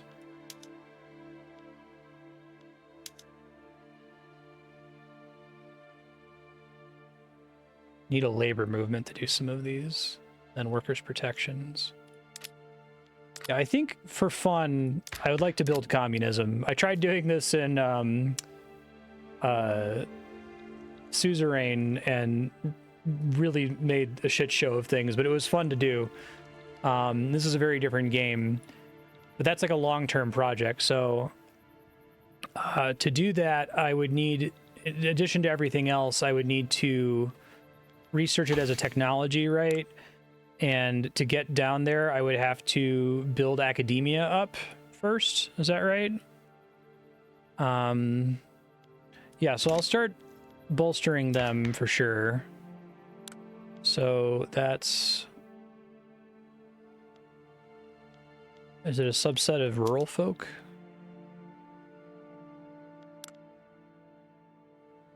Just laborers in general?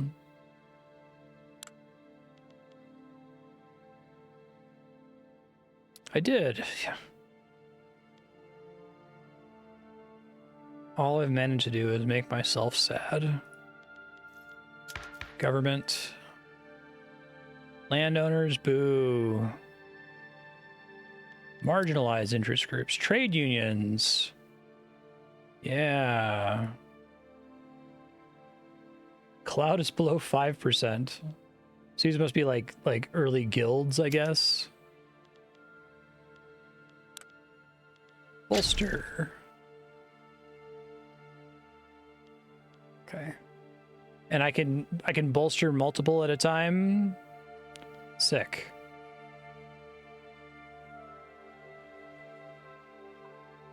Fuck yeah. Okay, cool. Now I also need to research it, right? So I can only do it so much as I have authority to spend. Okay.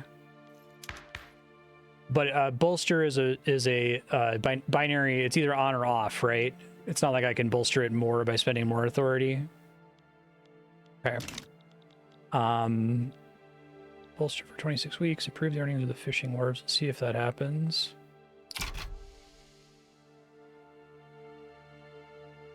Probably doesn't require the cannery to finish.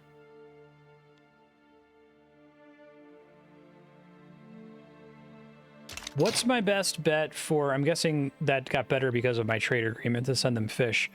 So if I want to start moving toward socialism here, I need to get realism and... well, I already have dialectics. I need to do the labor movement, right? So I have to do pharmaceuticals, egalitarianism, nationalism. Is there... I love that you need mass communication. That's cool. So how do I do societal improvements faster? Build universities. It's a building. Okay. And that's...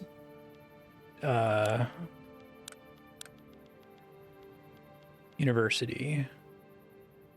Innovations. Philosophy department. Okay. Consumes paper. And that's producing...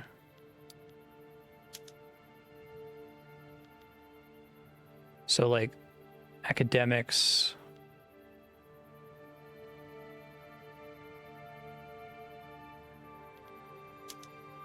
Yeah, where do I see that it's making science? Is that displayed somewhere? Science is what you consume to research technologies. A +4 innovation, okay. Oops. +6 innovation, more qualifications. What's the downside from going to scholastic education to philosophy department? I guess we probably want a mix of them. Cost more paper. Okay, Jesus Christ. I get it. They're all feeding into each other. So, all right. Let's expand it, first of all. And it's okay that these aren't profitable because I'm expecting to get a societal profit over time.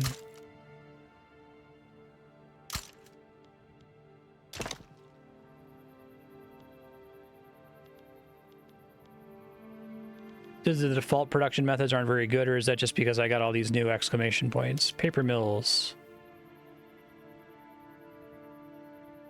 Yeah, it's hard to tell. Yeah. I don't know if it starts you with bad ones or if it's just because I've unlocked new ones. Like, I could do this. I kind of just want to, like, make choices and then see when it creates problems, right? Yeah.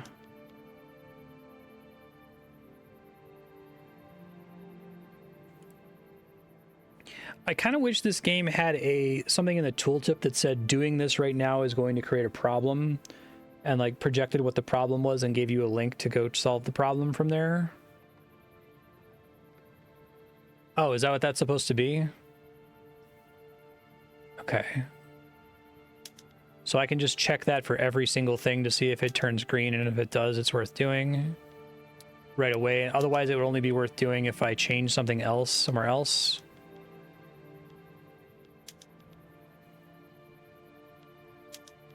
Guess that's why these aren't there by default. They're all worse without changing something else.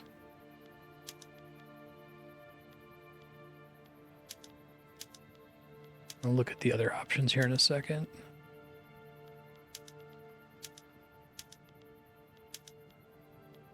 Small arms. I think these have all already been optimized for the tutorial. None of them look like they're just an easy win here. State-run churches or free churches? Yeah, okay.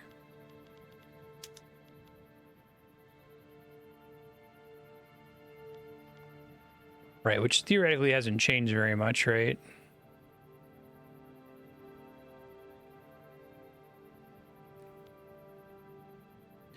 So it's not necessarily always good for it to go up, because in this case I'd be using less paper, which is why things are better, but I'm also not getting as much bureaucracy or taxation capacity. So that's a little bit more abstract. Yeah, it creates pressure on the system, which we'll try to fill. That makes sense. I understand what you're saying. All right, well, I should increase my paper mills. How do I get more infrastructure again? Because I feel like that's going to be a problem pretty soon. I've got too many projects running at the same time.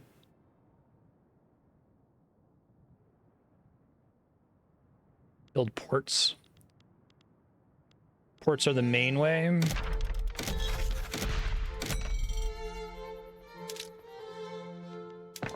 I've got too many ideas.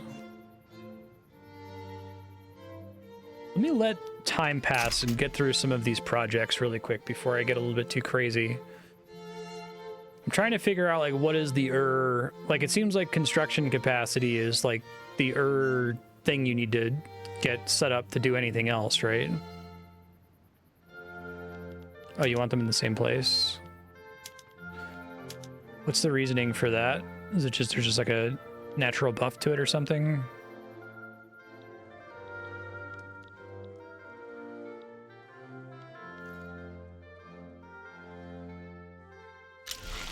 Gonna get more clout. Make an interest group happy. The armed forces seem to have a low approval of our government. Keep them happy to avoid any potential of them becoming radicalized and turning against us. Approval of the armed forces is greater or equal to +2. Okay, so this is where you're getting pressure from groups who can cause problems for you, even if you don't want to do anything with them. So I could spend more authority to bolster them, but shit, that's expensive.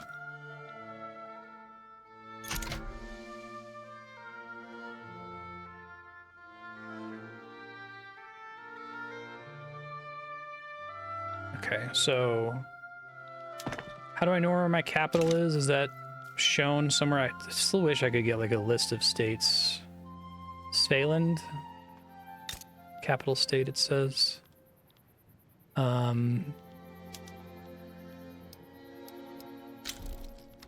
Oscar is our new king. I like this game. I mean, I really, I thought Crusader Kings 3 was interesting and focusing on like personal relationships, but this one speaks to my brain chemistry a little bit better. It's still really, really high barrier to entry, and I don't feel like I figured it out at all, like 1% so far. But I do like thinking about things in terms of markets and maintaining equilibriums. That's kind of a fun concept. Okay, so I got my canneries. So, okay. Food industries, right? I can now start doing canneries. But that's going to create pressures on my iron.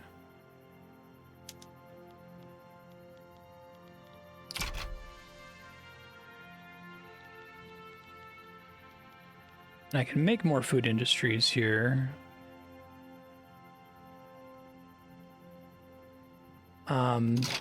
Give me a second. So, like I said, I want a version of this game that's just all spreadsheets and databases. Can I go somewhere? Is it, let me see if I can find it. I can look on this list for iron to see if iron's a problem now from what I just did. I guess iron and coal, right, would show in this list somewhere. Okay, that's in alphabetical order. I saw steel. Okay, that's iron. Okay. But I have to let it play out for a bit because my decision to build a cannery isn't solved right away. So I don't have enough iron if this is blue, and I have too much if it's orange, right? I still am fine on grain. It increased my grain usage, but that's a good thing. Okay, so I could use that to go say, okay, let's build an iron mine somewhere. But man, this construction queue, let me just let this play out. The construction queue is what constrains me from solving all these problems, because I can't do this all at once.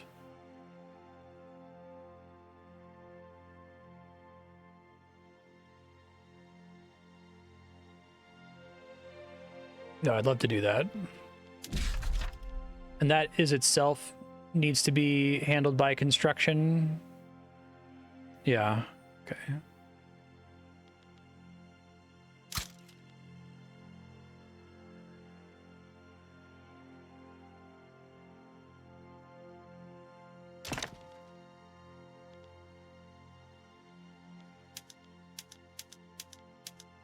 No, it still has to do everything in order, right? I can't have anything working in parallel.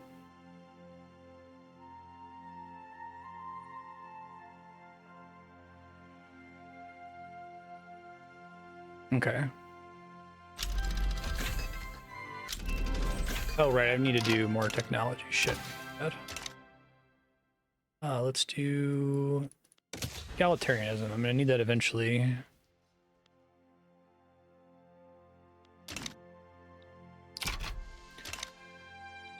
So hold on real quick. These, the tech tree all uses the same resources, like, is it just that like egalitarianism is way more expensive in terms of innovation than like a cannery, for example? But there's not like production innovation versus military innovation versus society innovation. It's all the same resource. It's a higher level tech. Okay.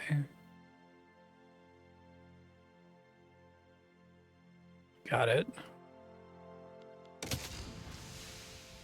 Mechanized workshop is 35 months left. Egalitarianism is 14 to 25 months left. Gotcha. Oh, that's like the tier. Who knew that egalitarianism and canneries were about the same complexity?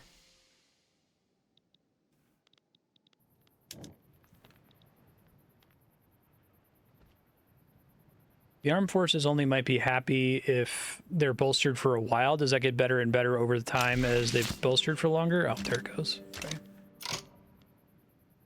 Change the current health system law. There's a surplus in our bureaucracy. We should look at passing a law that allows to invest the surplus back into the population. Sweden doesn't have a health system enacted. Oh. Okay, yeah, I don't want to anyway. I was just trying to get them to chill.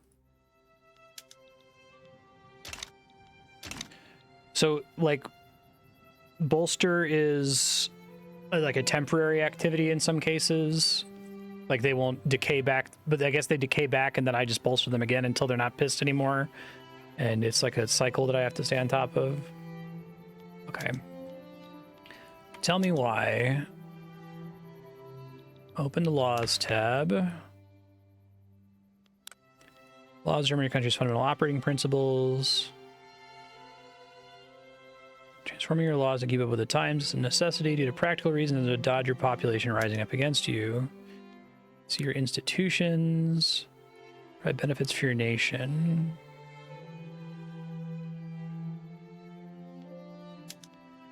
Enacting laws with a lot of resistance among the populace can be an arduous and hazardous process. Certain laws can take a lot of finesse and statecraft to get smoothly through the legislature. So it wants me to make a new one here, right?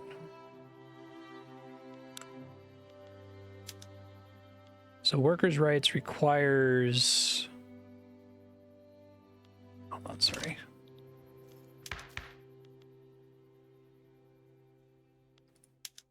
I thought it showed me what I needed to do. It needs support by an interest group first is the problem.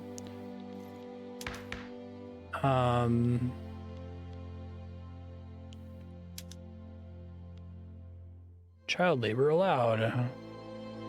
Oh, because it's under that tech. Can I see which tech is missing?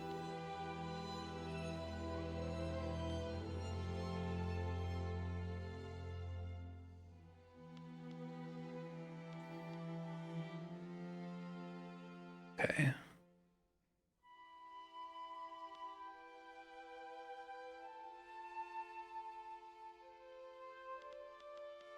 Sorry.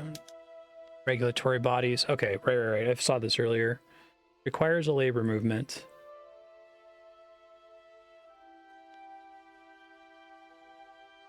Requires human rights. Okay.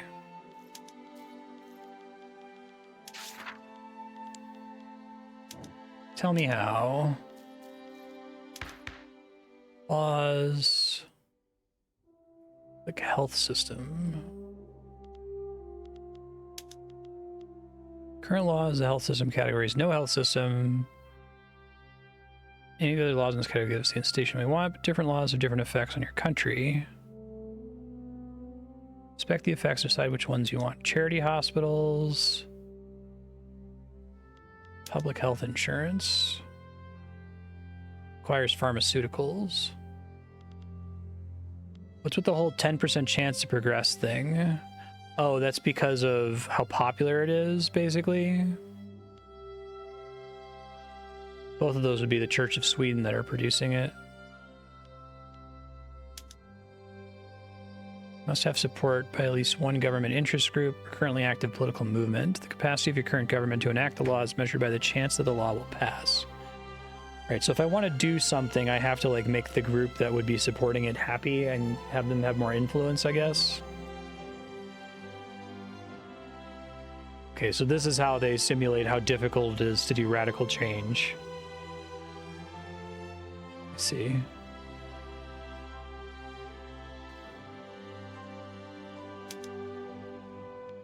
Duration of your attempts is based on your legitimacy.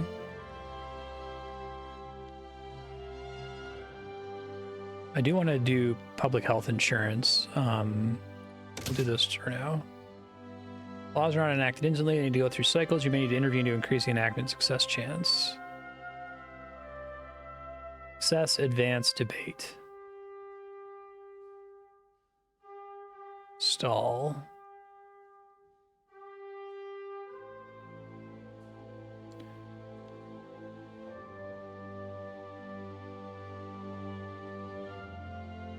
Unacceptable government. So how do I know where that's coming from?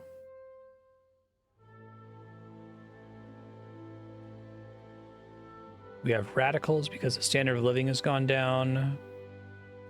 Opposition interest groups, enactment time. Legitimacy.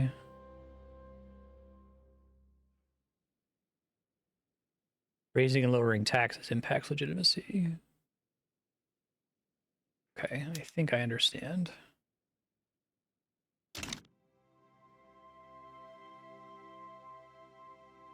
This is in the main government panel. Yeah, so what do I do to make my government more acceptable?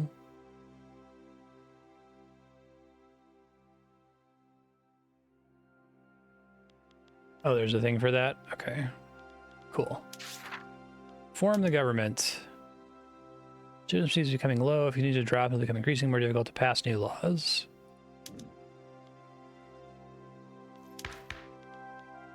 Form government. Okay. Experiment with configurations as much as you like. No change will take place until you confirm the new government. Well, this is like choosing who's in power, basically.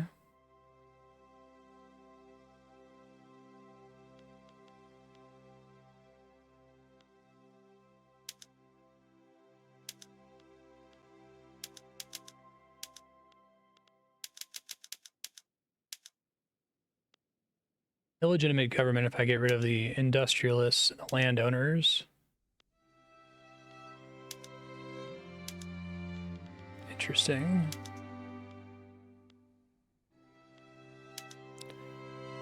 Excluding interest groups that used to be in power will cause radicalism among their ranks. Reforming your government too often can cause major political instability. First reform right after a democratic election does not cause any radicalism. Use this opportunity to build an efficient government for the rest of the mandate period. Okay. That makes sense. Any impacts on how efficiently your government operates, not what it's able to accomplish.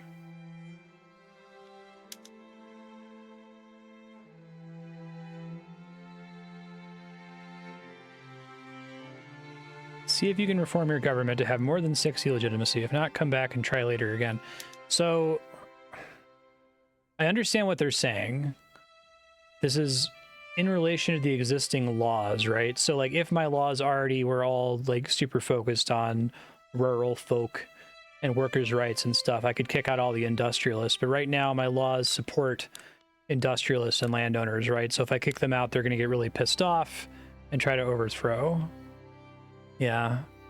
So is the only way to configure this to put people in or out? Clout.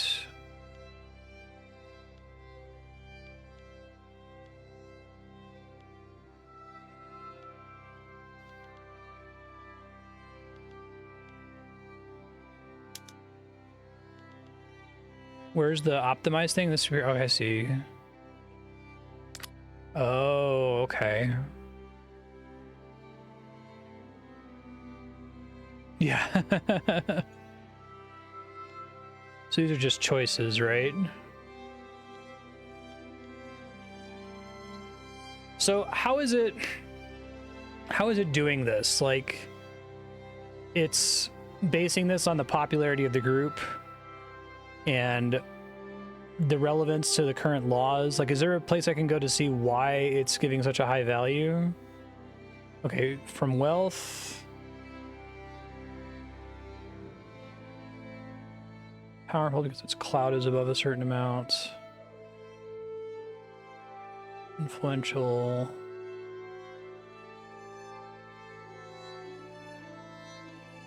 This bar.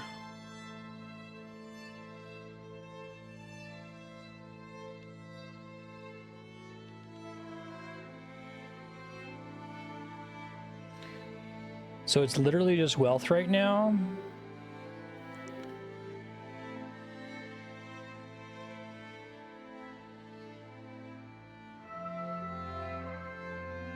Bureaucrats. Inspirational orator. Right, so I want to see why these guys are hated. I mean, I know why, because they fucking suck. They're landlords. They're the scum of the earth.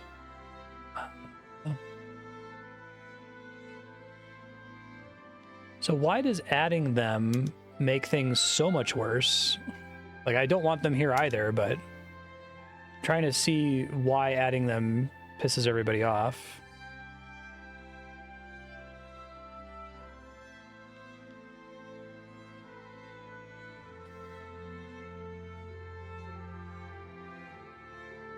Landlords are not marginalized. No shit.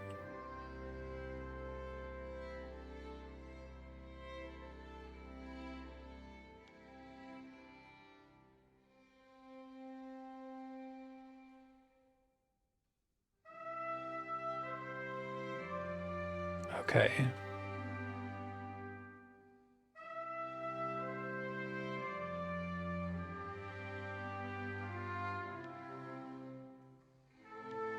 This number here.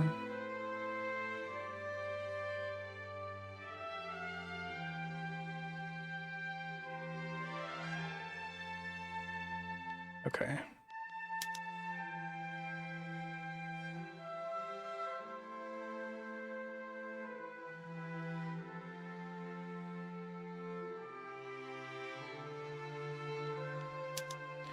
Because of the government ideology penalty went up.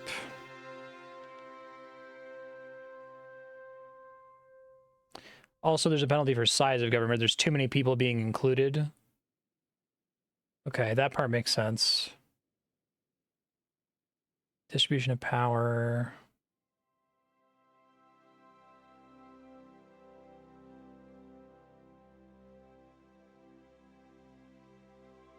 Extra faction carries a penalty. Opposition interest group approval went from -1 to -3. Where did you... Oh, this one?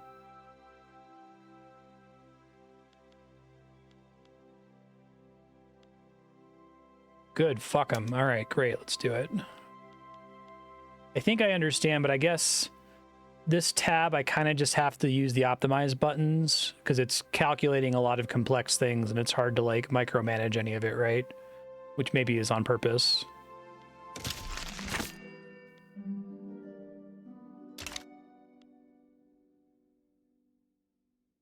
I understand. Okay.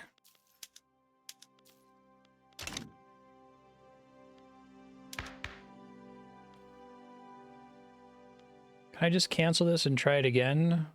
Oh, no, I can't. Okay. I don't know if that's modified at all by my changes to legitimacy. If you go democracy, you lose the ability to choose who's in power. Oh.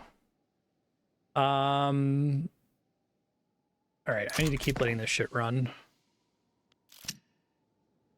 Legislative failures. Oh god, pause.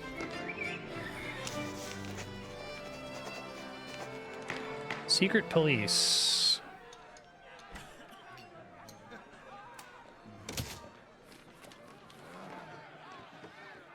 Off to the fire with the entire notion. It's too bad. So I can't try again for a while, basically.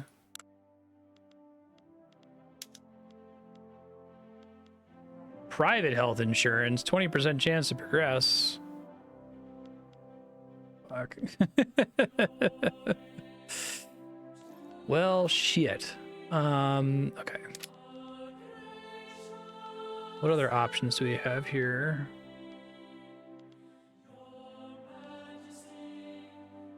Slavery banned, that's good.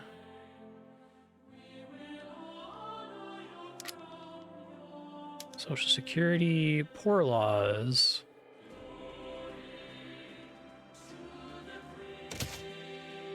Hey, 20% chance, why not? So do I get penalties every time I try to do something and it fails? Or like, stop trying to make this happen, stop trying to make fetch happen?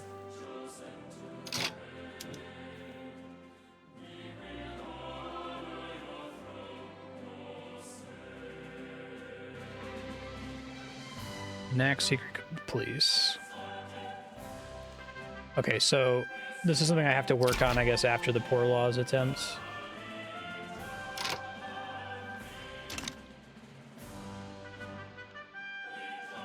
Increase relations with Russia from -30 to -20. Improve relations with Russia from a closer bond. Tell me why. Don't like Mondays. Turn your influence on maintaining diplomatic pacts. It's key to increasing your soft power. Open any country's diplomacy tab. Just by clicking on Russia, I guess. Okay. See all the diplomatic actions you take against a country. Whether or not they're likely to accept an offer. Relations decay toward neutral over time when not maintained and may decay faster or slower depending on current events. Negative relations also decay towards neutral.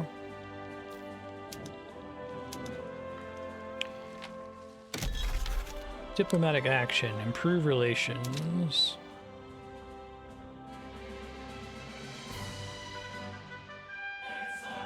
Click on Russia. Oh, this is a nice list of countries. Can I get that for my states, please?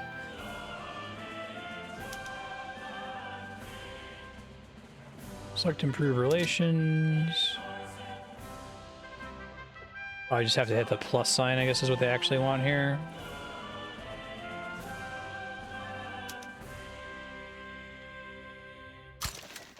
Diplomatic facts require approval by the other party, in which case your request would have been sent off and returned a few weeks later.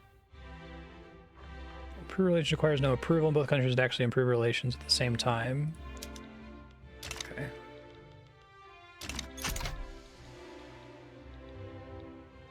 And that's costing this resource up here influence. Because I can't just improve relations with everybody, because there's the...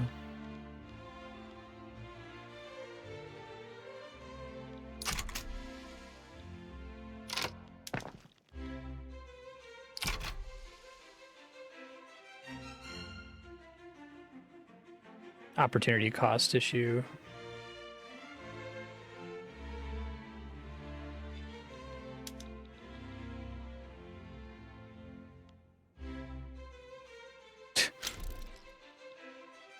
Consideration. That's exciting. 3% chance. Is there anything where like fucking anti? Like, even considering it, does it affect public perception of it at all in a good way, or you can only be bad for me if it fails? Oh, okay. Increasing enactment.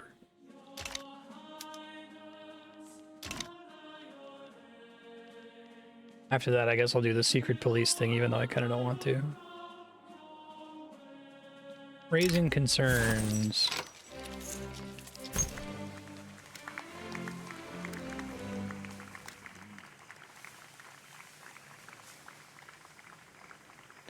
Yeah, okay. This needs to be addressed.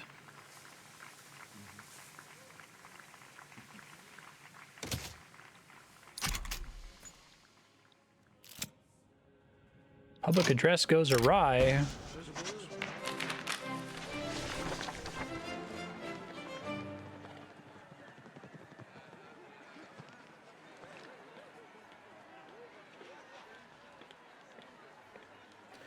Make a show a rewrite, gets a setback, more time, higher success chance. Oh, okay. This is interesting. Well, take it back. So once you've had 3 setbacks, you fail, basically.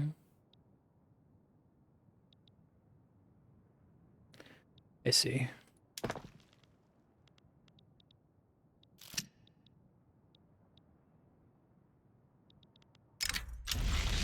Inefficient agriculture.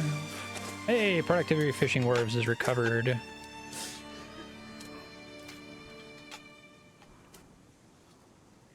Got it.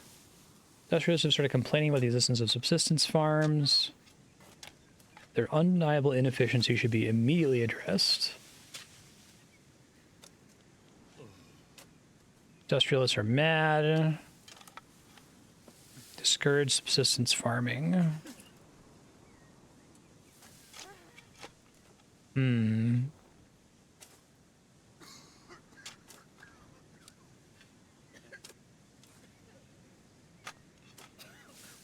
Now, why would they become more radical, right? Because aren't I making them happy?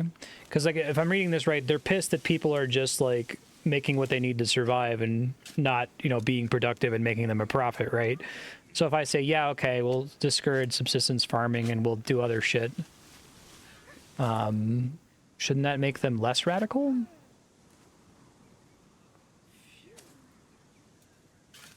Oh. Okay.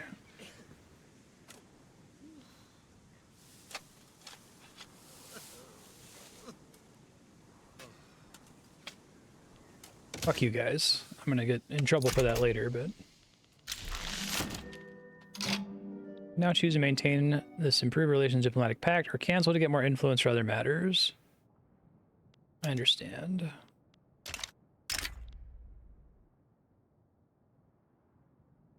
Subjugation demand. Austria demands we submit to them, become their protectorate. If we accept, we will become their subject. So why would I say no to that? Is it going to piss a bunch of people off, basically? Risk is war if the offer is declined.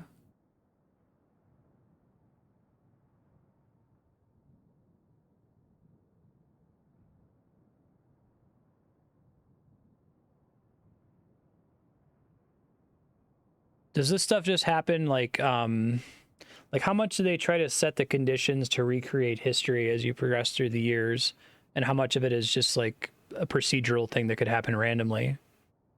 Trying to annex me?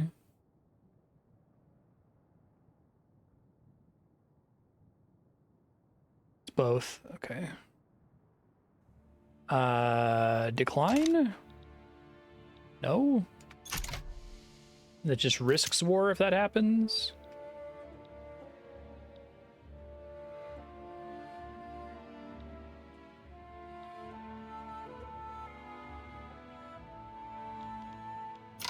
Declare an interest. Expand your influence beyond your borders. You look to declare an interest in the strategic region in which the capital of another nation is. Declare an interest in the strategic region that contains Campania. Why? Gain interest in all strategic regions where your subjects own land.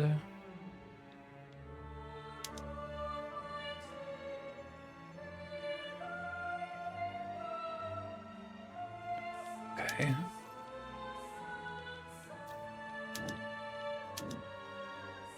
Diplomatic lens. Declare interests.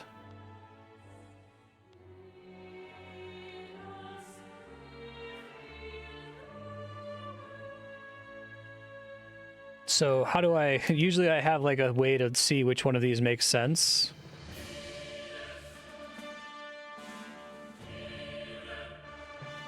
Probably want to pick somewhere nearby, right?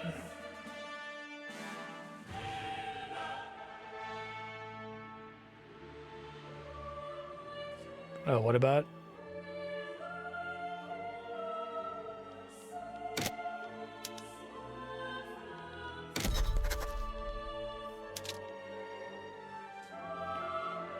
Select the target strategic region. Where did you see Italy? My bad. Was it like much earlier?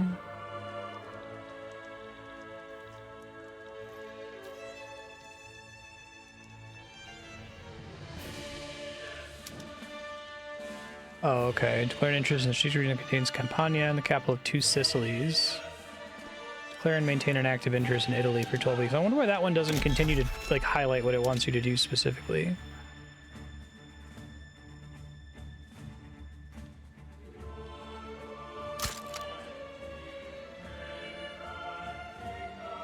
Select the strategic region and declare an interest in it. Take note of the other countries that are present or have interest in the strategic region.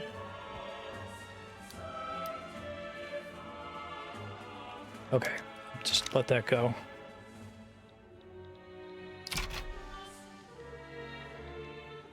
Obligations from other nations, grow GDP.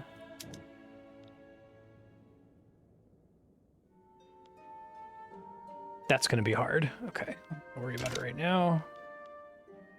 Increase immigration.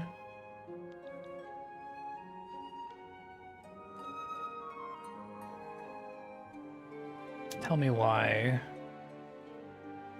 Increases labor supply to more effectively exploit its resources. Migration occurs naturally as poor populations seek better places to live and work on the same market. Look on the cultures panel.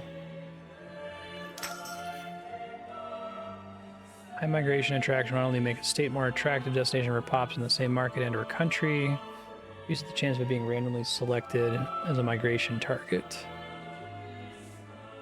Hover over a turmoil value to see the global and national turmoil of that culture.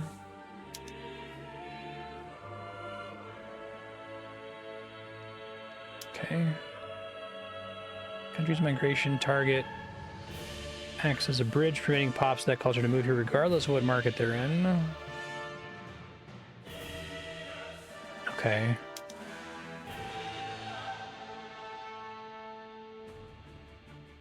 Okay, I think I understand. So let's try that again.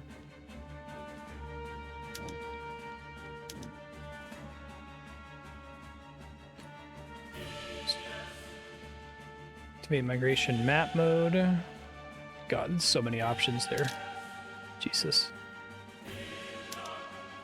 Hover over any state to see its migration attracted. Jeez.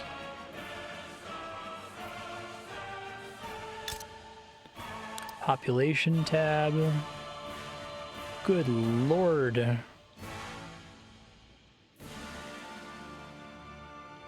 Okay, it's not advancing, it looks like.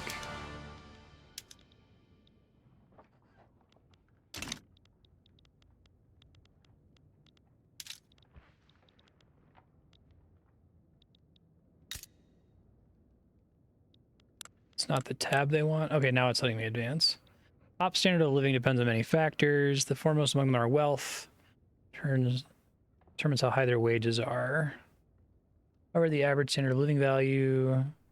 Any of the stratas to see if they're above the minimum expected standard of living or not. Average minimum is struggling. Middling, impoverished. Okay.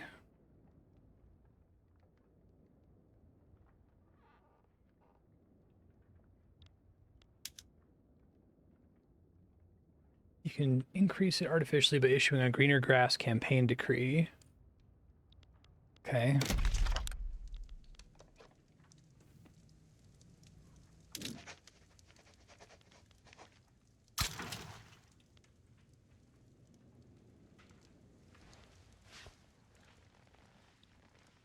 So if I go back to the state here,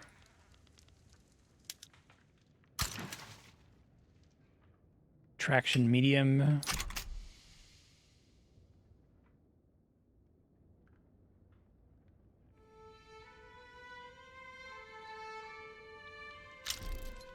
Law debate failed. That sucks.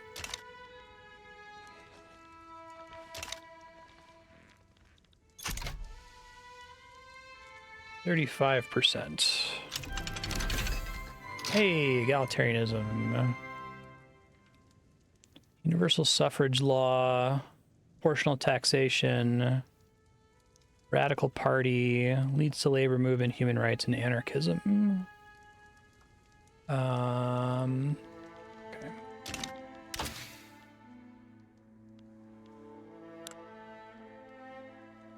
Needed pharmaceuticals.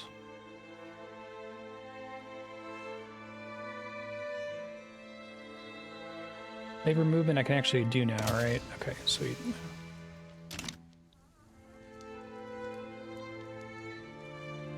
So I'll have to change the health law, maybe do that after trying to get the poor law to go through.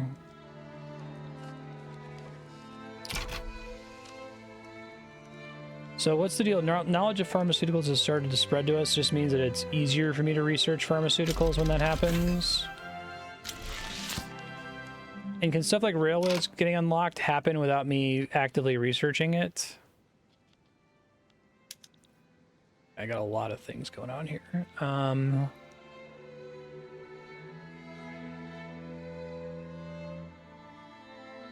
Expand the military, colonize the state.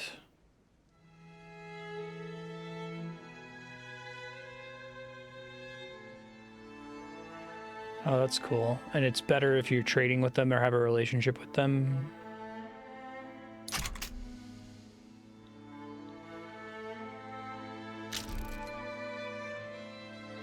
Oh, the ascent phase.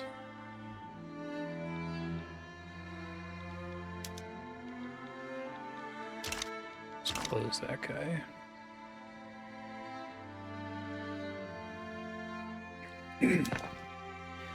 Still working on building universities here. Then I'll probably have to switch to building paper and whatever paper needs and all that fun stuff. Hey, hell yeah. I like the way they do laws. That's kind of smart. Setback events and success chance moving up and down. It's cute. You and me both, friend. I don't know if you ever played a Paradox game, but they're all like this. Prisons of the poor.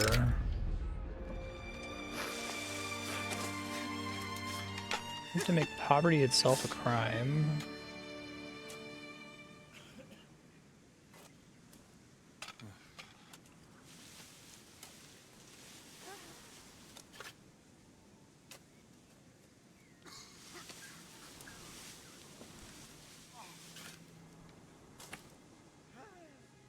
I think I misunderstood what I was doing with the poor law. I'm like, why is everyone so happy with this? I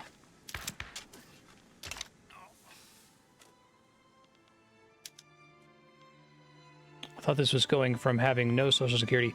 Okay, so this is making workhouses as opposed to just having people on the street. That was just a bad luck roll. People welfare payments.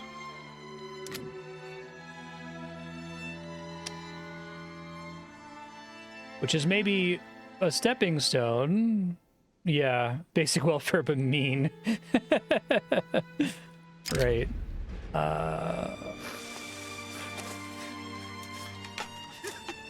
Let's not do that. I'll just take the hit.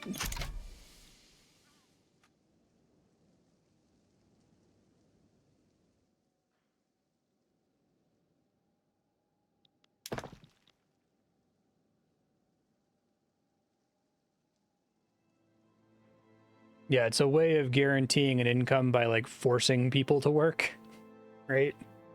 Not great. Their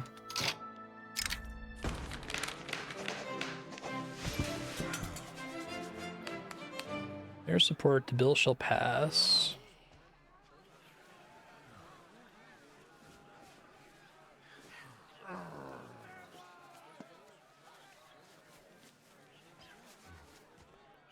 Member flight. Beneficial factionalism.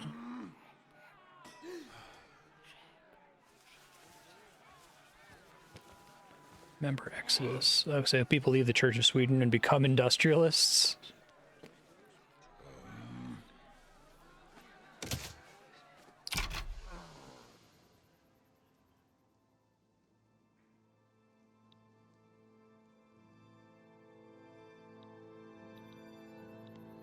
So building my universities.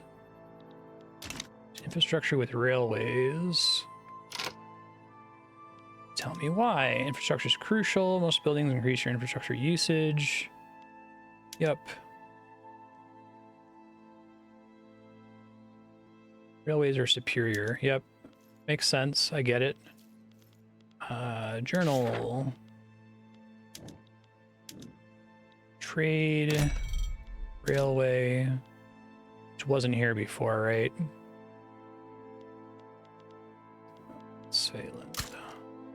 Now that costs infrastructure, but it gives me infrastructure net afterward.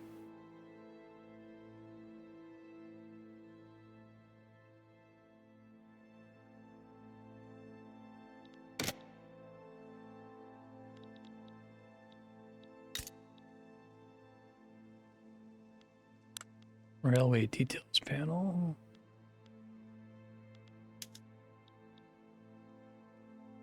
Purchase transportation, fulfill pop needs.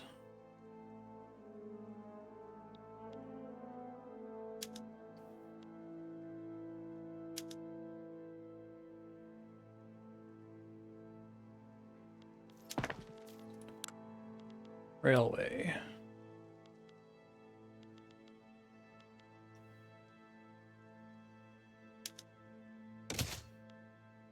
Okay, yeah, I'll subsidize it, that's fine.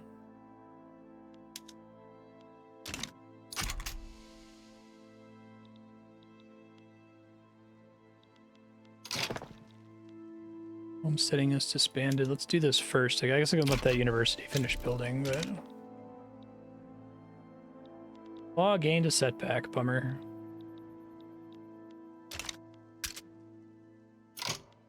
Paper, yeah, that makes sense. Desperately need more links. Okay, here's paper mill, yep. Now I gotta wait for my... I feel like the thing that's gonna kill me in this game is I'm gonna see something, I'm gonna go, oh man, I need to fix that, and be like, oh shit, right, I have to like wait for my construction queue to catch up. And then 30 minutes later, I'll forget the thing that I wanted to do. I'll be like, shit, I was supposed to do that. That's gonna be like this game for me, I think. Logistics. Triage, enlistment offices, electric telegraph.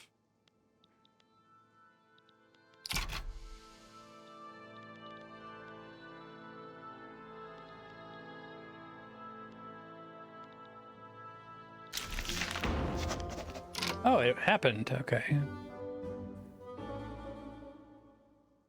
I don't like the flavor text for that.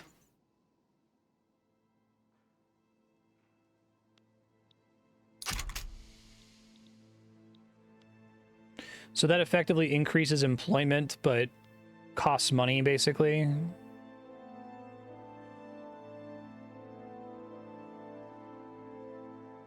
Yeah, I love that scene.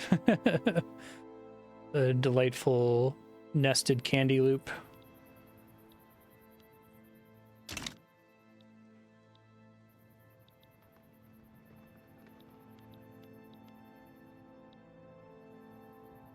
I really like a lot of their choices to abstract things, like having universities need paper is kind of fun, right? They've tried to make, even though the game is insanely complicated, they've tried to make relatively simple relationships in between industries. Yeah.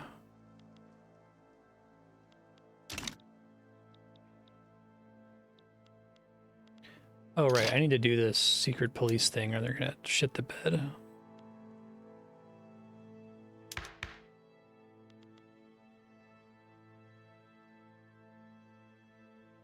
Yeah, I know. I'm sorry, Intelligentsia.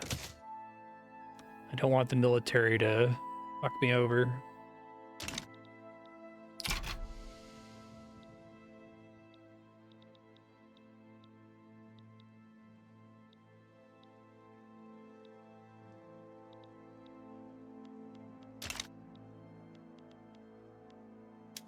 Homesteading.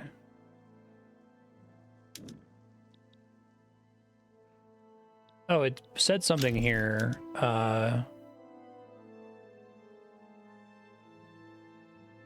20 interest group approval. Yeah, that makes it sound like that would be a bad thing, right?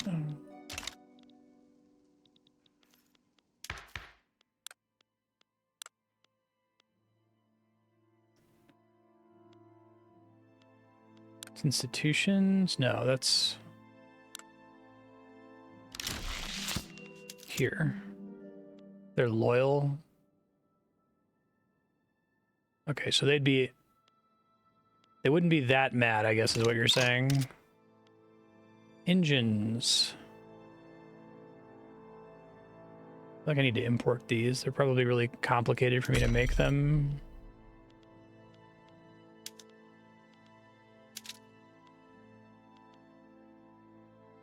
So when I'm importing, do I still want to take the highest productivity, or is it inverse and I want to get the cheapest one, right?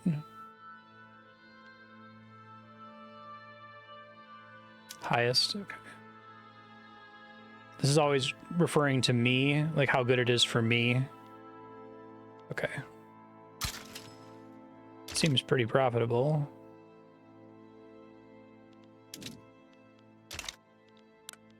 That's kind of cool. I like that it calculates that for you. So it's already knowing like, hey, this is going to make all these other things better automatically. So even though you're importing, it's actually a net profit for you, right?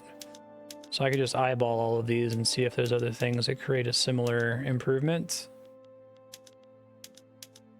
Is there any reason not to do trade deals that are hugely beneficial? Man, that's a politically loaded question.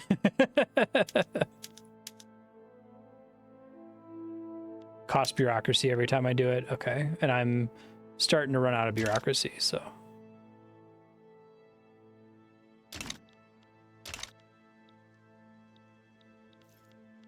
I think Six Gun hates that I have that banner open all the time. I'm using up precious screen space. Highlights. Okay. Oh, I see. Goods with considerable import demand and export. That's cool. But since I just did it, I'm very low on bureaucracy, so I can't just keep going crazy on trade here.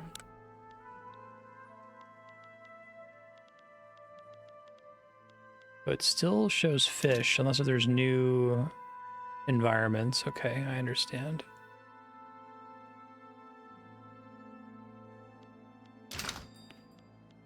Unproductive trade routes, luxury furniture. Okay. And that refunds some bureaucracy. This is like, bureaucracy is showing how much plus or minus I'm getting with everything committed, right? It's not a one-time cost, it's an ongoing upkeep cost, and I'm currently have an excess of 50. Now, should I also be trying to balance all of these? If I have an excess of authority or an excess of influence, I should be spending it in some way?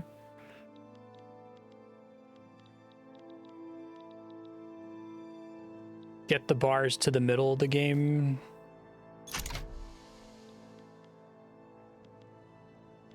Age of information. Have a point.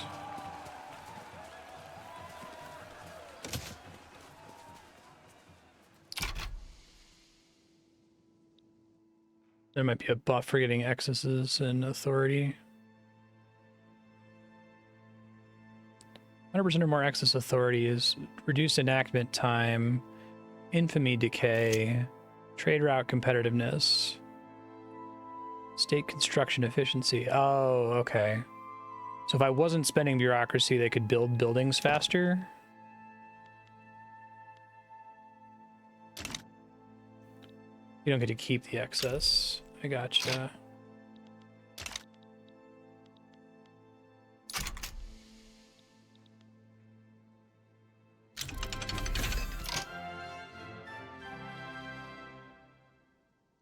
Guess I've got a couple new production methods I could look at.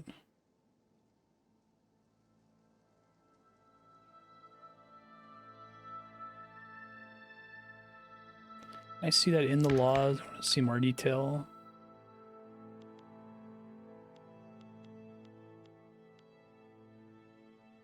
Tenant farmers, homesteading.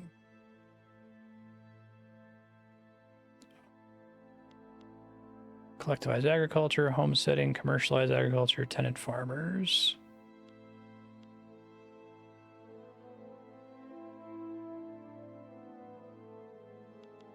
How do I see what I'm requiring to do it?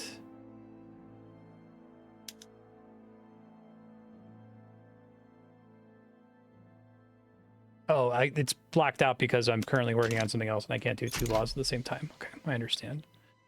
Let me check these.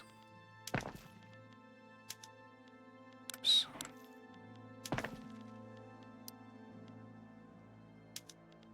Iron frame buildings, steel frame buildings. Yeah, so the substitution value is not good enough for me to eyeball whether it's worth doing something, right? Because it's bad for like everything, as far as I could tell. That's worse. Like, it's unable to predict what would happen. Oh, that's better.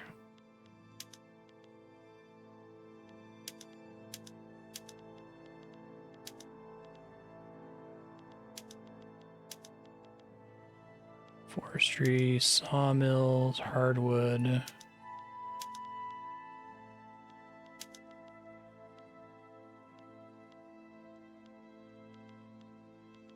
Yeah, I figured, but then I have to like do the work to figure out what I need to increase elsewhere to make it more valuable.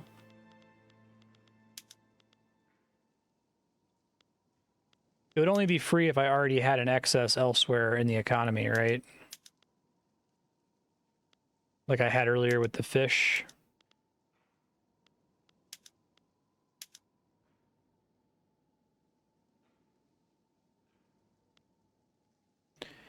Yeah, I like to see in this tooltip a thing that says like, hey, this isn't great right now, but go do this to make this better, right? Like with sulfide pulping, it would be great if there was a little thing that was like, here's the building you need to increase to make this better.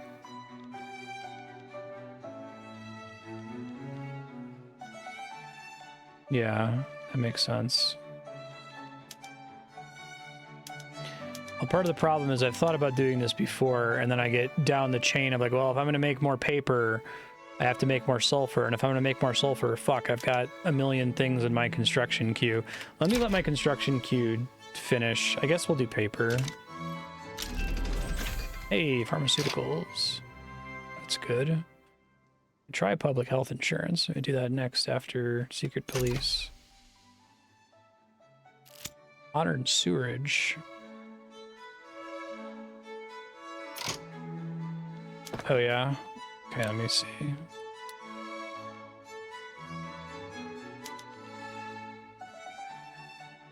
Input good shortages also result in a penalty on all building outputs. Okay, so it's telling me what the problem is, so I click sulfur from here. Oh, I need to like, can I change my settings to make the tooltip lock much faster? Oh, this is auto-saving relatively frequently. Lock delay. Thanks. Okay. So...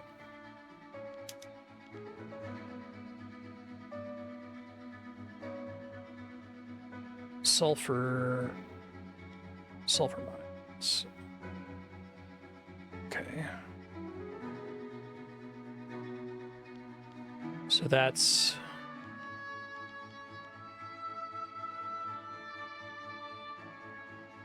I already have some?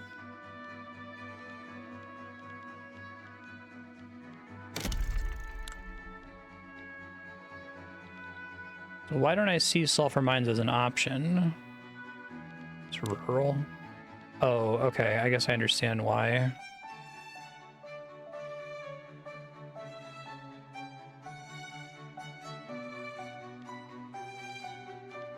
Do I just not have access to any in this country? Do I have to import it? Is that the problem? Oh, I see it.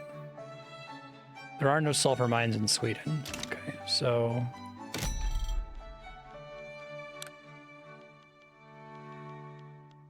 do sulfur. Ah, but it's not great. But I guess it could be great if I can get it relatively cheaply, and then... because this is based on me having no use for it at the moment. Now, how quickly does this stuff update? Like, if I tell it to change their production method to sulfur, and then I start importing sulfur, will it immediately tell me that that was a good idea?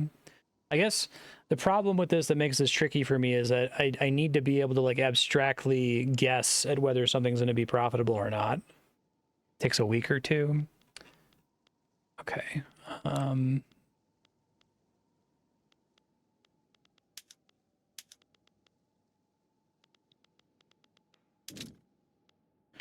Let me watch this, I guess. Oh, yeah, I click it and immediately it updates. I see. Okay, so I guess I can click it and then check it. Makes sense. So I can try doing that for more things here, I suppose. Grocery production, pot stills.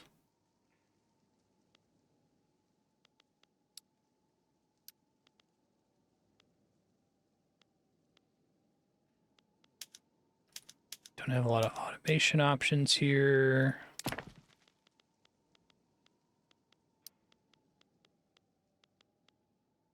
Universities.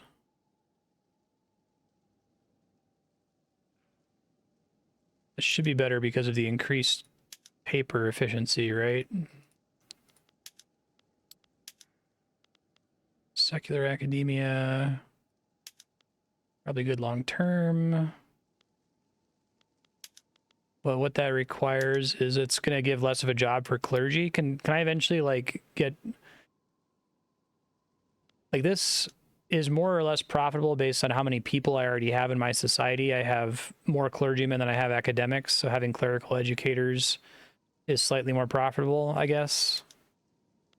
But where would I go to increase the number of academics versus the number of clergymen?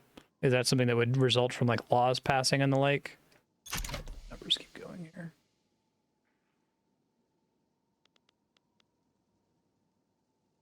There need to be more universities built. Makes sense, which is happening, so.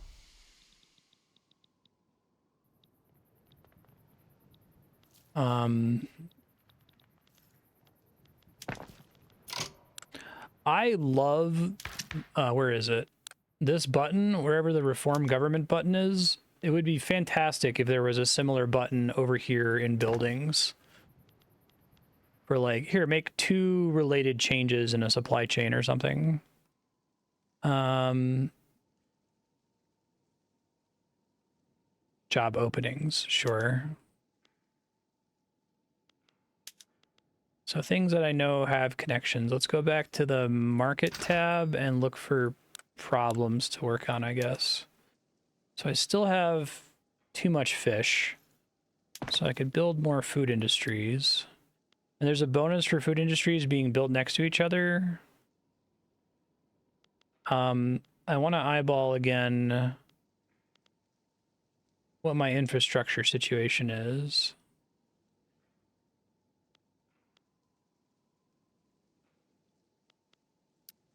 Shit, where is that? There's a place I can go where I can see the infrastructure availability of all of my states.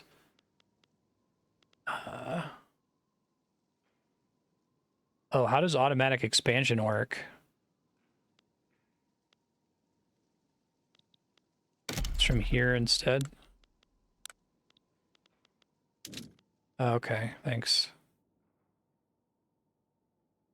Oh, wow. Holy shit. Building railways is a big fucking deal, it turns out, y'all. Damn. Who'd have thunk it?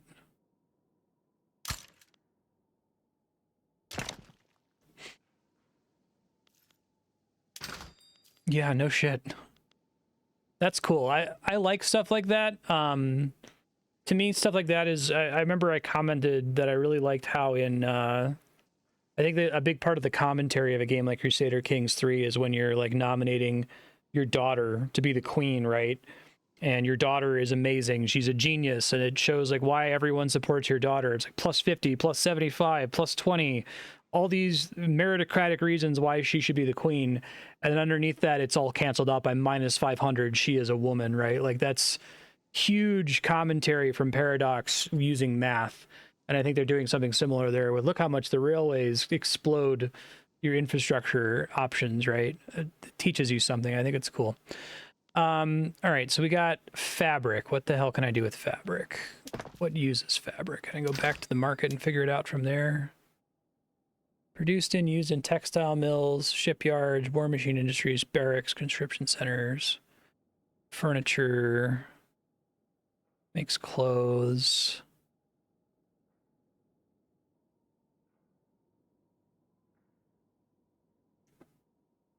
Oh, that's this guy? It's just showing me that same information. Okay. Well, it's using the construction sector. So I could expand construction again. And I want to do this in places that already have them, or I want to spread my construction around. Why are we yelling no? Jesus Christ.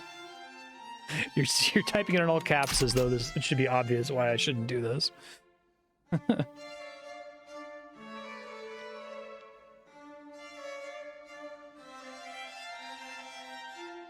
Oh, this is total upkeep, and it's very negative compared to what I'm currently have. Okay, I see. Labor movement.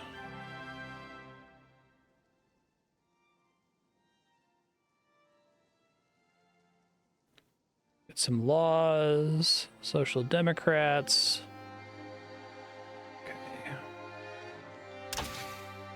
So I just wanted to start with a labor movement and come back to other things in a second. Let's look at railway cars, nitroglycerin, baking powder, I think was already working on, mechanized workshops, economy of scale, building level cap. No, you're good. It was just funny seeing both of you type in all caps. Jesus.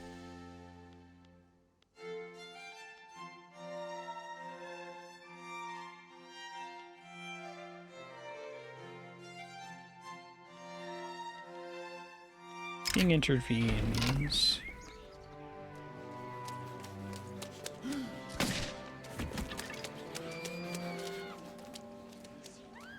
Henrik Westman dies. He dies either way.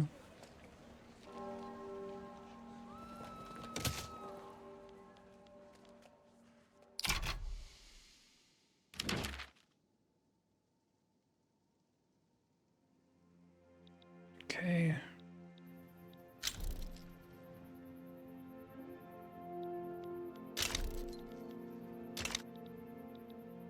So what are the main benefits of me having better relations with Russia? Like I can have better deals when I try to like do import and export routes with them.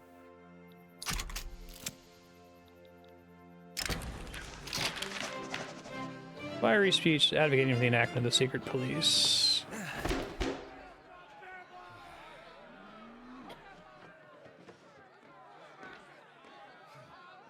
Sure.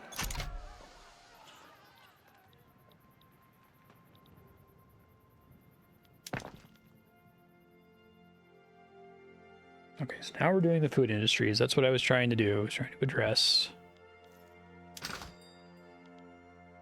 So I thought about doing fabric for construction, and it seems like that's a bad idea.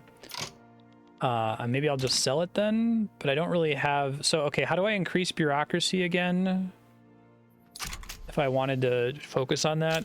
Is that a certain kind of building that produces bureaucracy?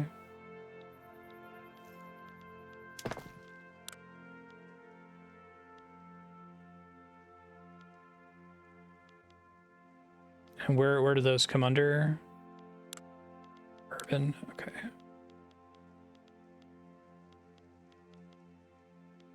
Government admin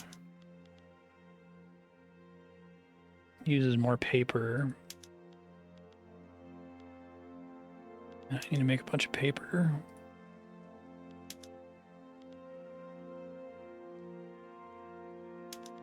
Okay. We want those to be in our capital, probably. And that has cash upkeep. That makes sense, because it's not trying on something else.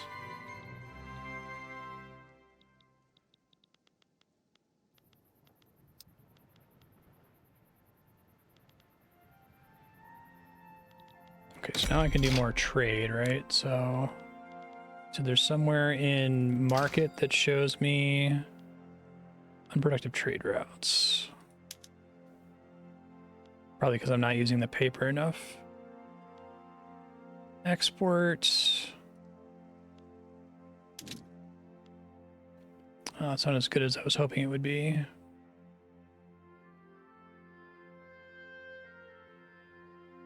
Okay. Meat. I don't have any like obvious amazing deals. Oh yeah, let's sell wood to the Russians. Let's go.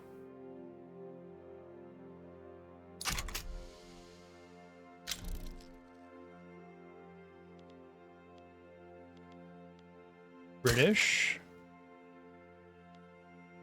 Basically, I spent that money on getting more bureaucrats, and I'm using it to build more trade routes to try to make up for the cash that I lost.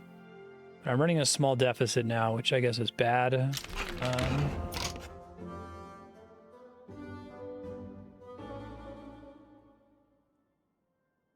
Okay, not great.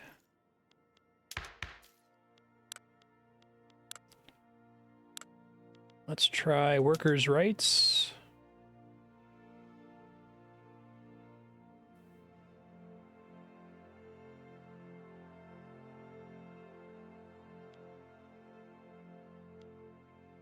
Okay, that makes sense.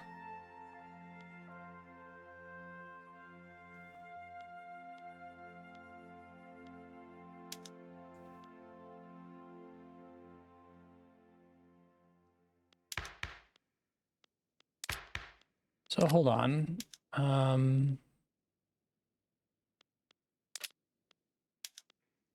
Why can I not do this?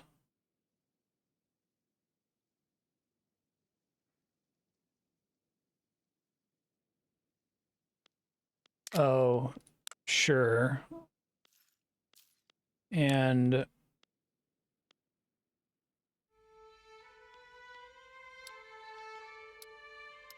what happened to my... Didn't I have trade unions on this list before? Are they just gone now? Okay.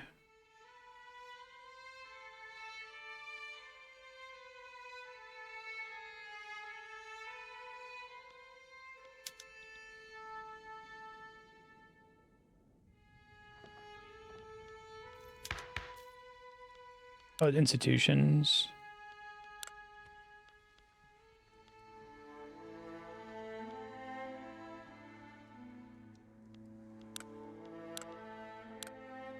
Sorry. Oops, didn't want to do that.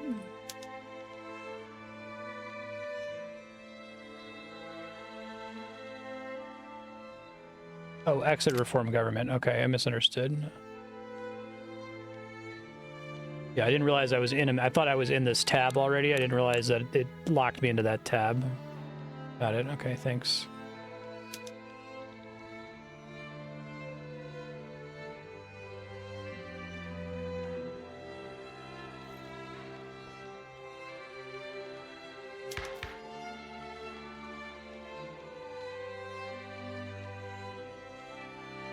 So because they're marginalized, they can't be included in the government until they're no longer considered marginalized. Yeah, I'm like, I didn't know what the hell you were talking about, and you're like, you're in the wrong screen. I'm like, this is the screen I was in before. Are they just gone now? I think I get it. Okay.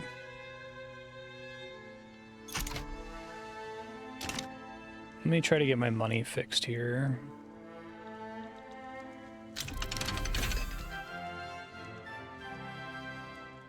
Baking powder.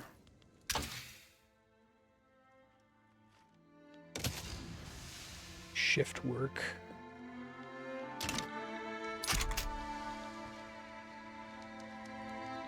I tried doing the health system. It failed last time. Oh, education's a good idea too. It's better than nothing, I guess.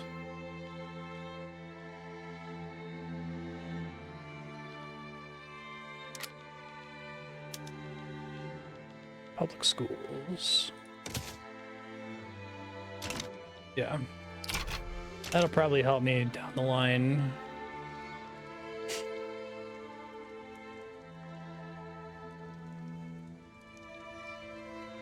Preserve religious schools, political movements.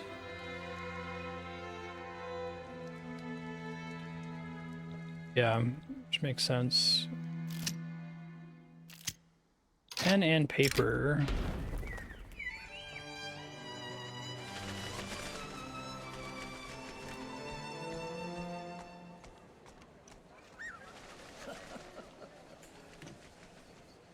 %, bureaucracy. It's fair. Yeah, that makes sense. Efficient agriculture.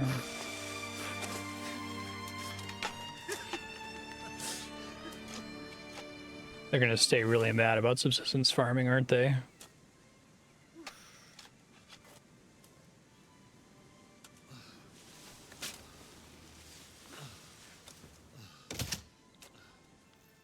Yeah, I have one pending to build, right? Can move it to the top. I was gonna wait for this to finish though, because I think that might give me some more money.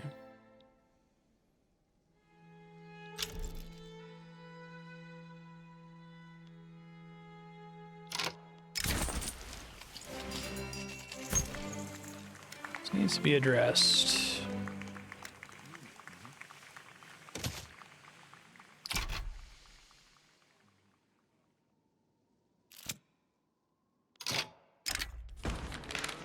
The Church of Sweden, opposing the passing of public schools, have offered to change their stance, offered certain political concessions.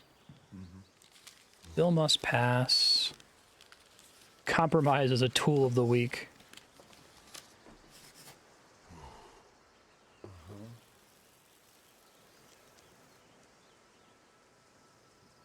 Oh, this just moves it forward, but it upsets the intelligentsia.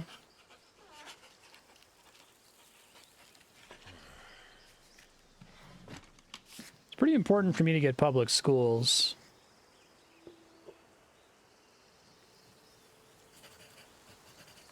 All right. But I am compromising. But the intelligentsia are like really happy right now. They're pretty loyal. Oh, really? Really? So that might actually be better than just going straight to consideration from introduction. Okay. Sure. So it's applying for longer, basically.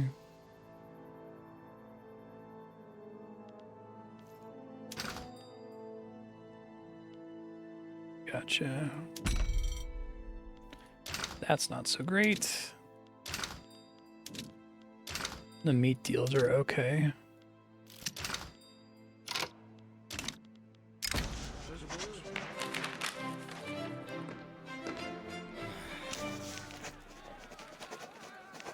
Enactment time. Cut through some of the red tape. Okay, so we got to make bureaucrats work harder. I'm trying to build them a new building.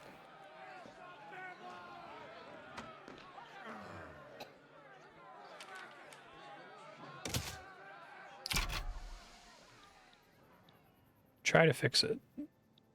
It's the top priority right now. See ya.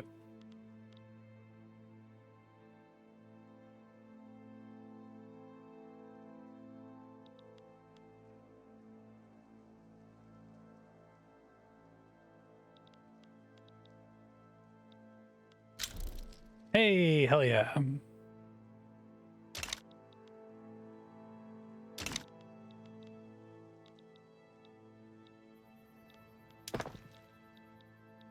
Hurry up.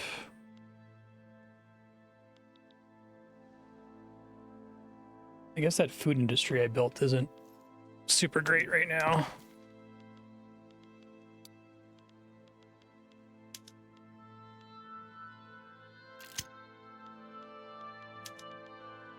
Cannery by default. I need sugar to do benefit from the baking powder. Baking powder, excuse me.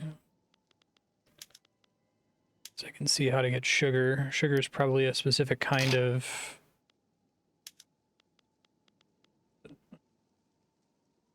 sugar. Rye farms. That seems worth it.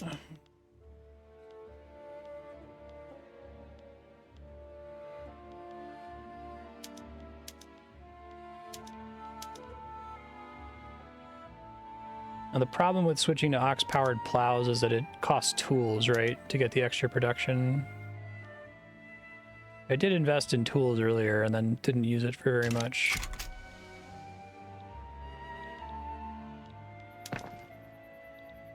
Okay, fix the bureaucracy problem.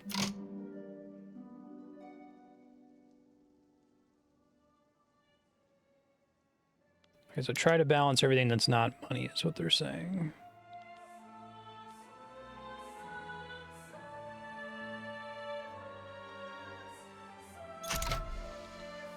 Need to come up with a way to make a whole bunch more money here.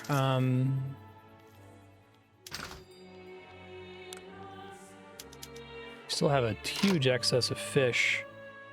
So I could keep trying to process the fish, right? Like keep making food industries, which is what I'm doing currently. My notes were is I can create a trade route, which I'm out of trade routes. I can make more clippers to get more fish, which is not helpful.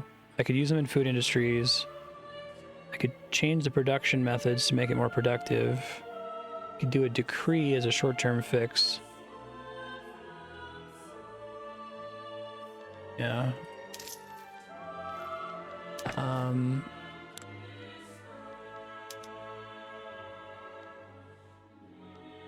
There's not too much else that uses fish that I can find, right? I guess vacuum canning.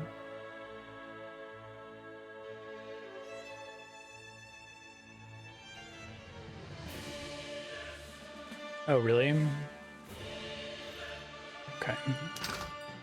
I guess unless if you have trade as an option, export's a quick way to make some money. Yeah. I still have a tools problem.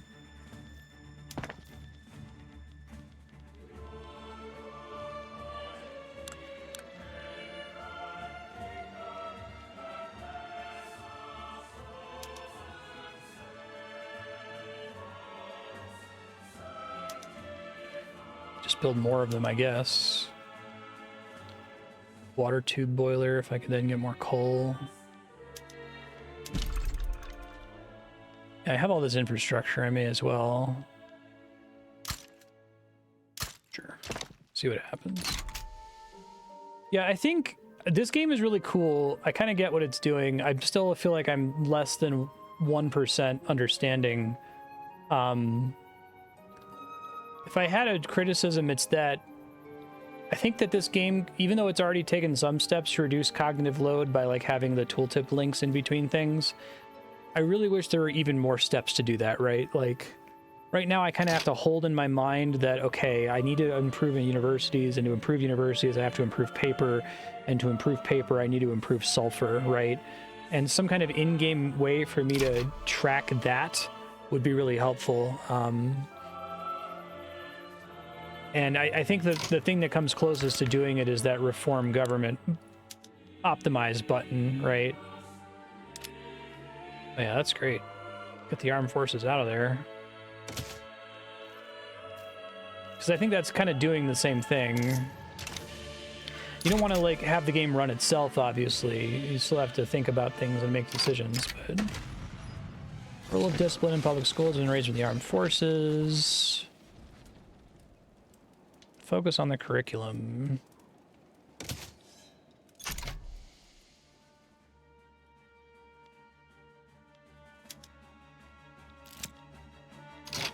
Every one of them.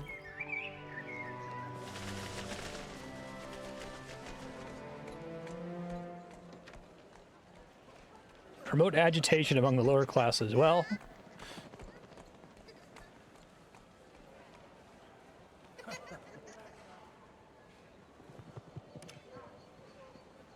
25% chance of a good thing, 75% chance nothing happens.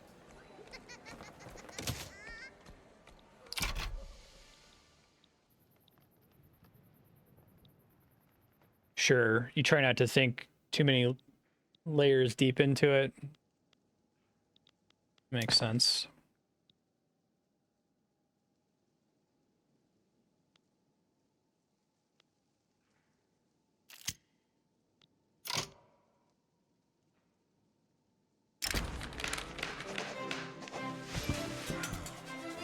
Force a compromise.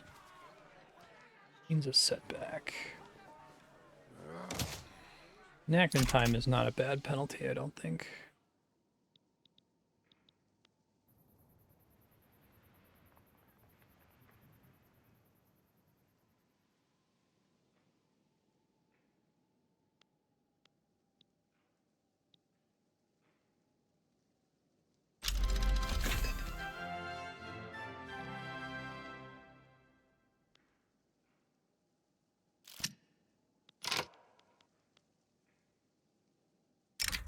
Yeah, that makes sense. I'm guessing that's also a kind of common geometry thing with real life, that you build the industry before you have the supply for it, and then it creates the demand that then creates the supply.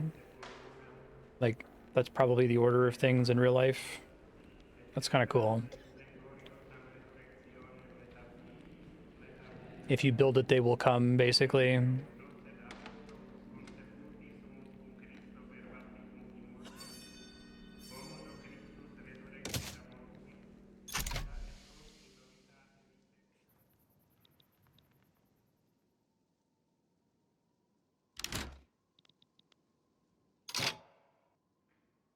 Engines input goods.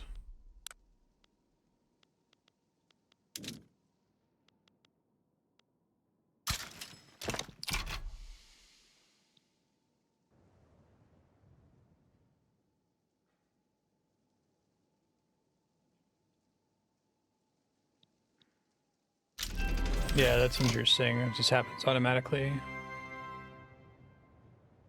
Sewing machines, mechanized looms, mechanized workshops. Okay, we wanted to get vacuum canning and shift work. Means I need to start having, like, engineers, though. That seems like that would make better use of my fish, if I understood that correctly.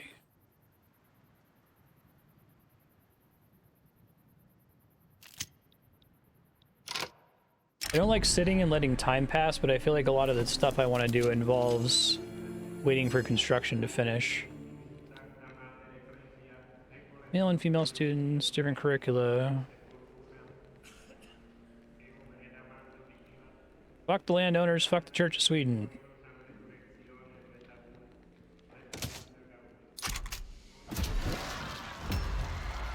Revolution? Preserve religious schools?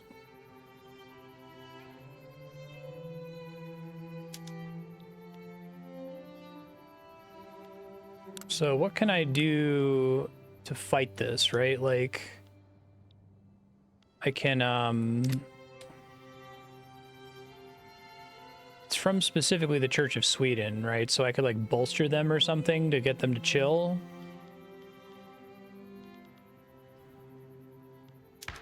Oh, suppress them. Even better. Love to hear it.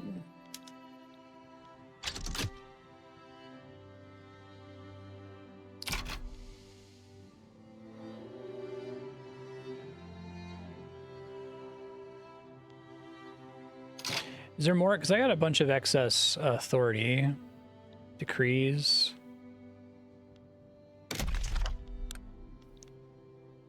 Violent suppression. Turmoil.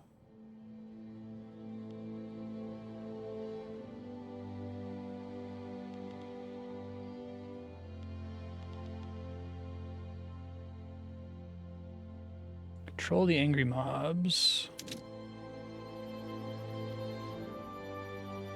This will only work if there's a revolution.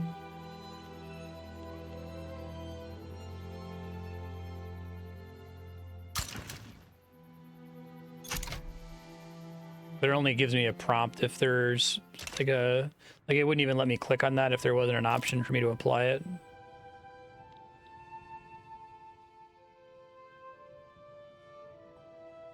Let's see.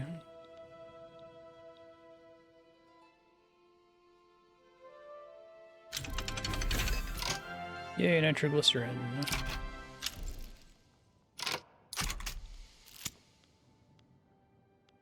Stop the revolution.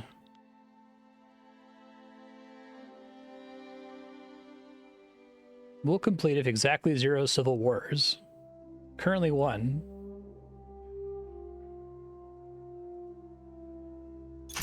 I see.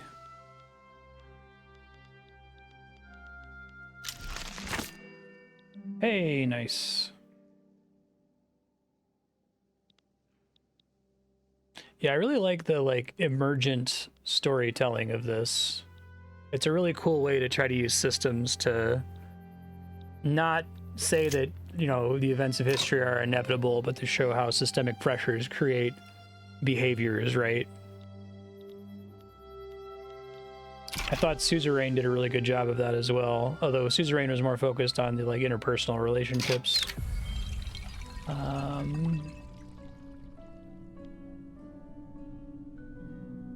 Build university.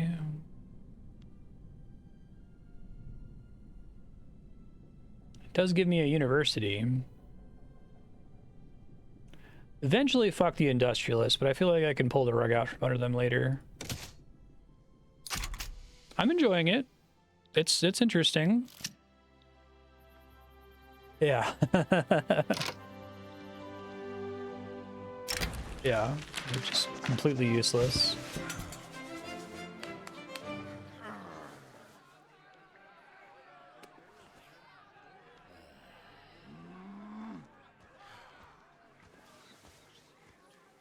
Intelligentsia gets member influx. Armed forces get member exodus.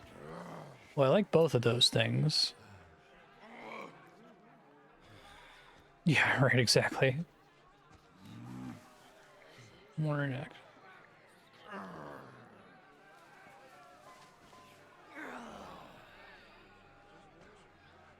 I think I want the inaction success chance more. I don't care as much about the intelligentsia becoming gigantic.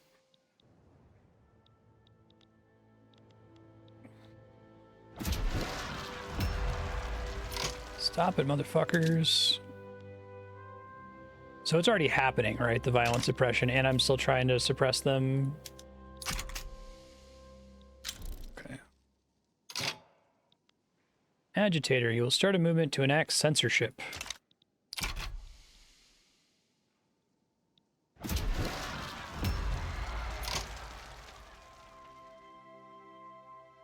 Okay. How often is it rolling on the success chance?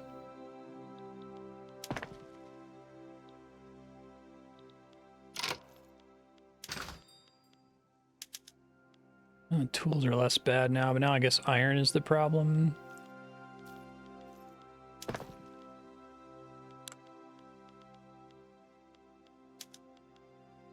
Atmospheric engine pump.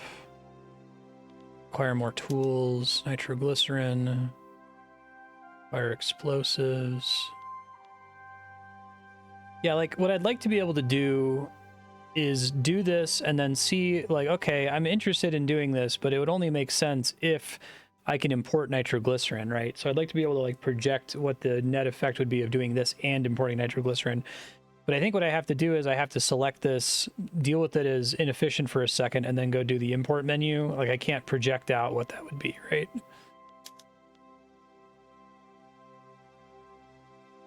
Okay. I could just build another iron mine, I guess. So, what does expansion cost in practice? Like infrastructure slots, but also other things, right? It's like a temporary cost while it's in the construction queue, labor.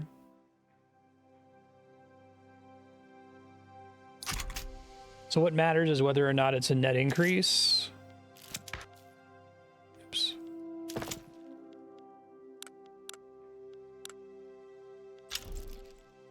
Increased demand for its inputs.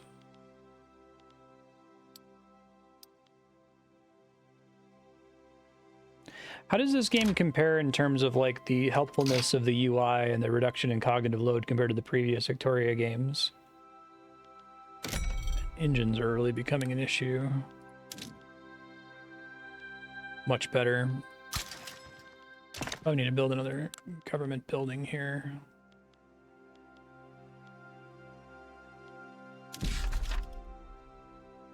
But that's becoming a big problem. I'm really trying to improve that. I was doing okay for a while. Mob approaches.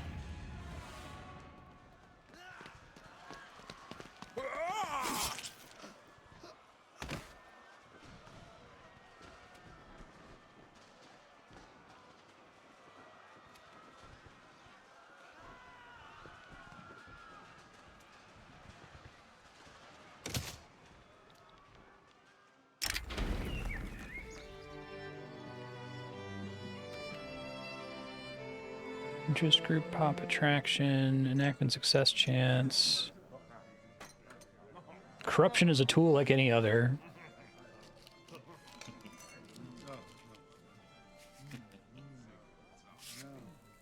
Stay focused on the law.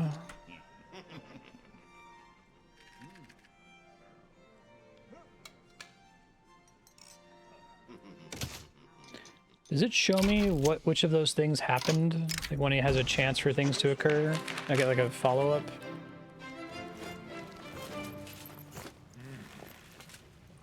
People are really mad about me trying to make public schools.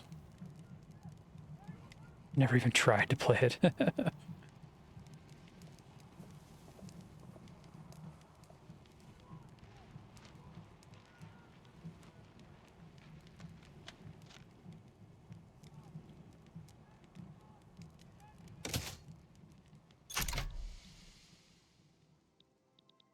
So this just has to finish before the revolution. Like, aren't they still going to revolt about it, even if this hasn't passed, though? Or even if it does pass, aren't they going to be even angrier?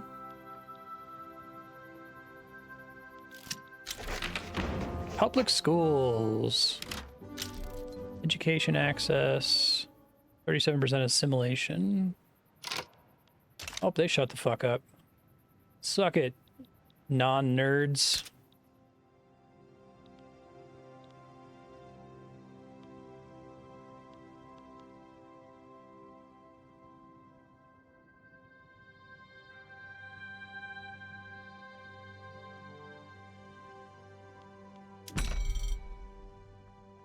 Man, getting engines from everyone I can here.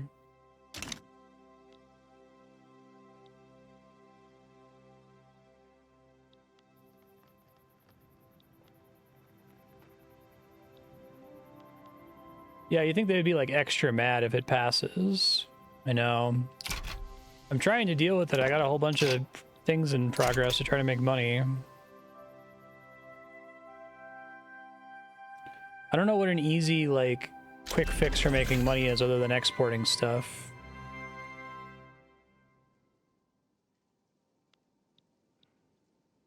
Build my own engines? What building does that?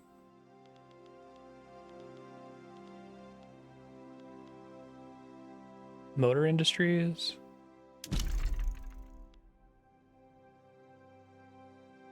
Okay, so it shows as a net problem right now, but that's not necessarily going to stay true.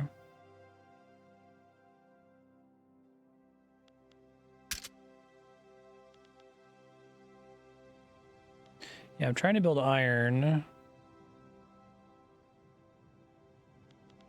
coal, and engines.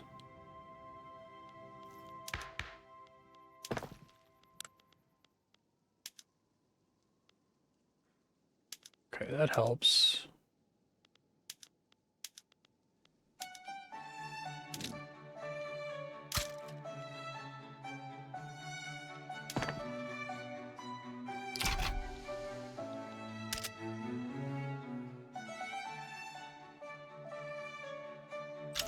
Sure.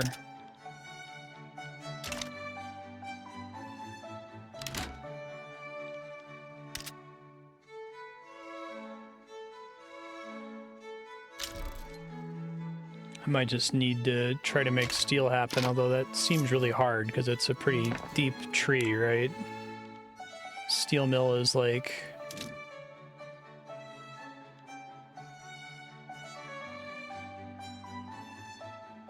coal and iron. Yeah, okay. I can do it once the coal and the iron are available.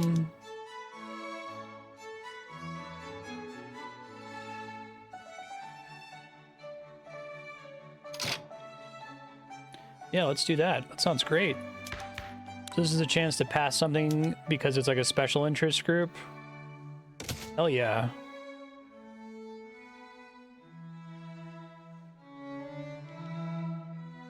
Eventually do compulsory primary school requires human rights.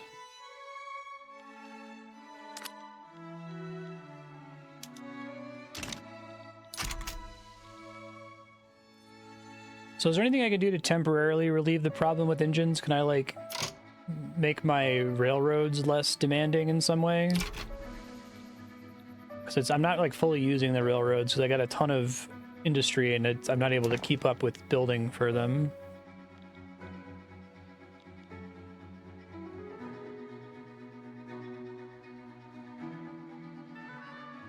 Convoys. Let's build more ports. Oh, maybe that's what the problem is, because I like set some of these guys to use railroad, right? Okay. It's all rural, right?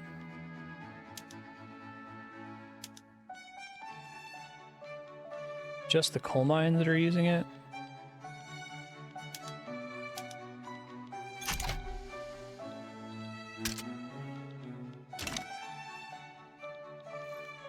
They provide the infrastructure boost without needing to apply them to any one building, right?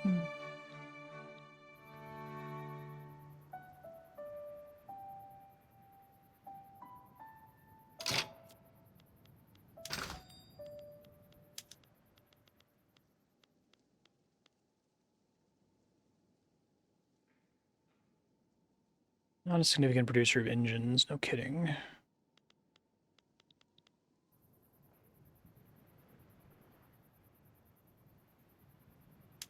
Applications, rye farms. Oh, does this show places that are actively using it or just places that could use it?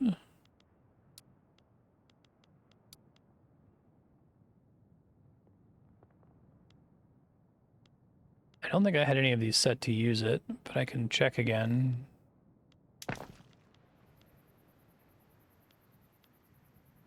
Yeah, after dropping it from the mines.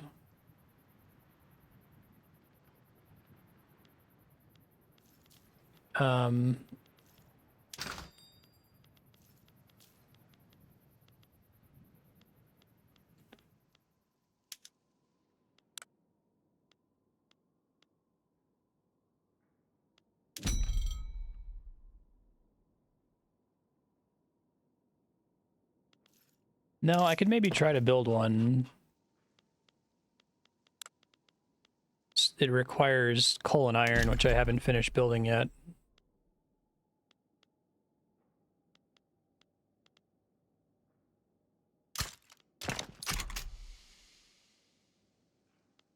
And then I could try building an engine motor industry.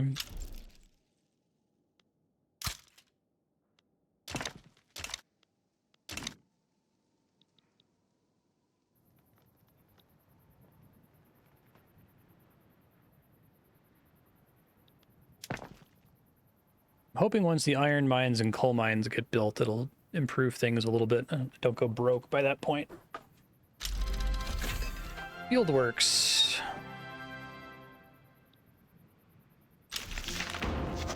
Hell yeah.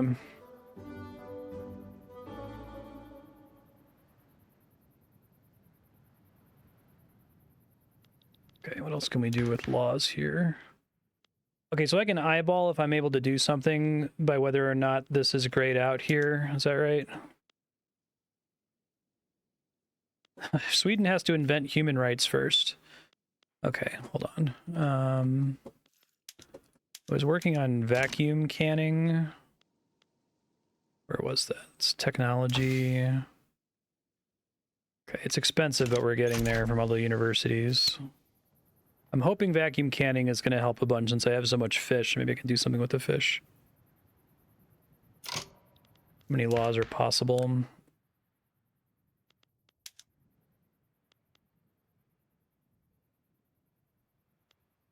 We don't like either of those. No, thank you.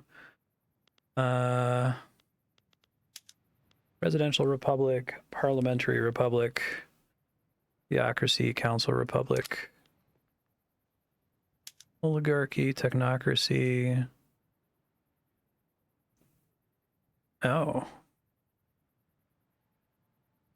Has there ever been historically an actual technocracy? Wealth voting, universal suffrage.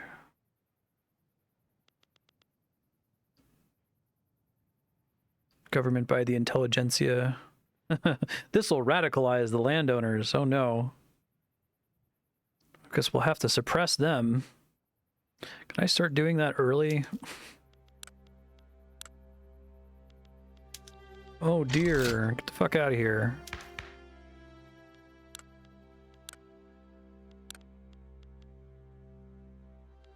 Freedom of conscience, total separation.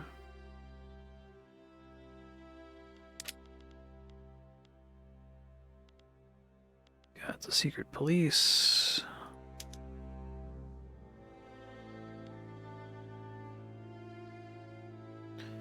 Political strength of academics, engineers, and officers.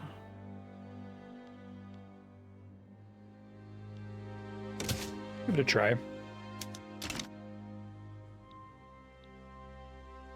Oh, local police force is a thing on here. What is that listed under? This guy?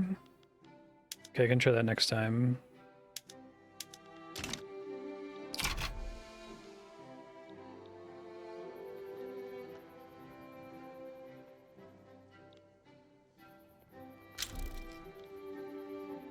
Preserve oligarchy. Scotland crop failure. Oh, that fucking sucks.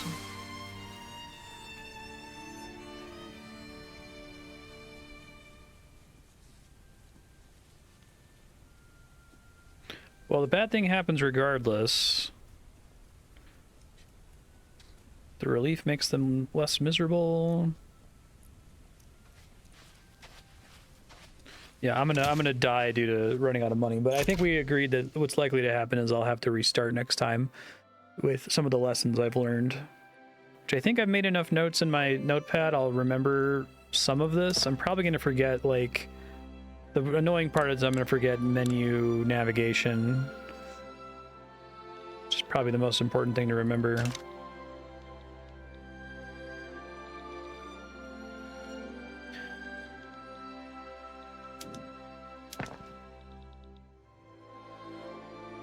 I'm about to go broke, y'all. Is there any way I can turn my, like, surplus influence into money? I can probably do a diplomacy with somebody.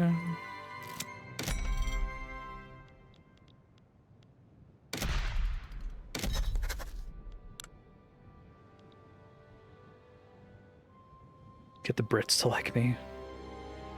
So that's, diplomatic actions. Oh, this was a while ago that they showed me this.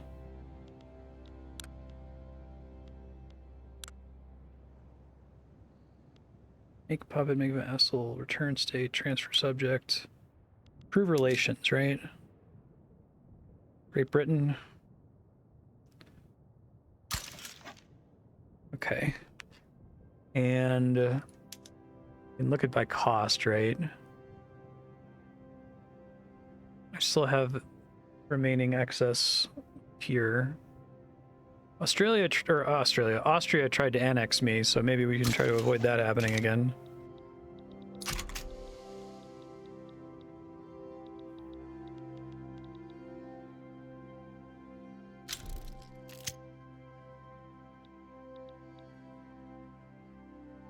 Finland is mad.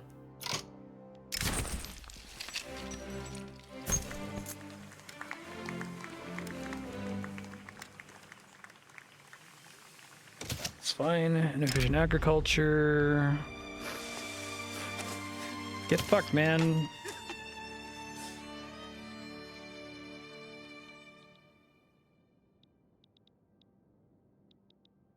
How much does it cost to improve relations with Finland? Oh, I can only be doing a couple of these at the same time. Still working on the engines problem. Man, is it a problem, though?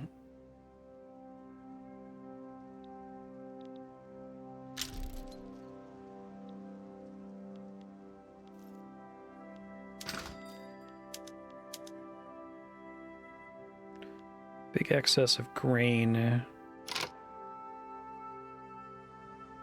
Used in food industries and livestock ranches. I could do more livestock ranches. I haven't touched that in a minute.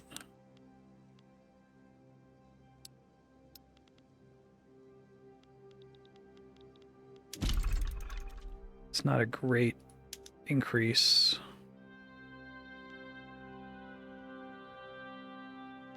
Is that the only thing it uses?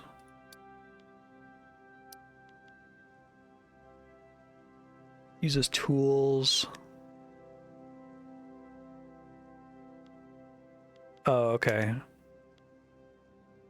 This one? Yeah, that makes sense. Cool. Okay, got it. Thank you.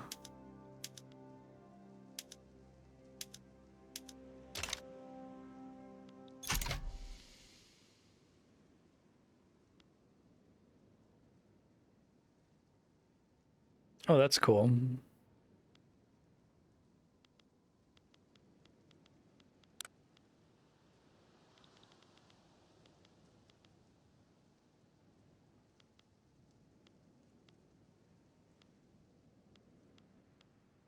What's the main advantage of the Arts Academy? Things I can sell, basically.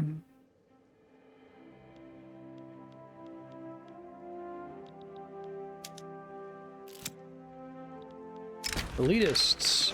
I really like these little events you have to do during the attempt to pass a bill. It's cool.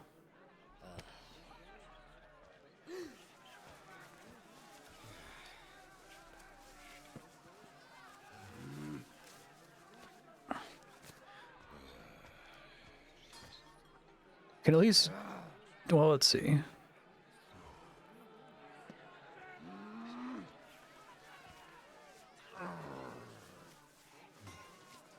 Anti-aristocratic sentiments. Yeah, let's do that.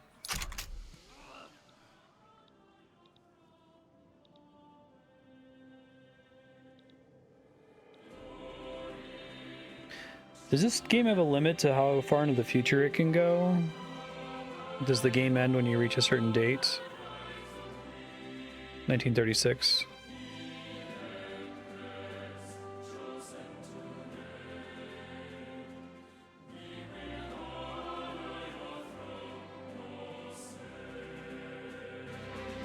Yeah, I didn't realize the construction sector would be so expensive. Now, how come... Oh, this is Loyalist. Where do I see how much money I have? Is that this meter here? Or is it this guy? Sweet.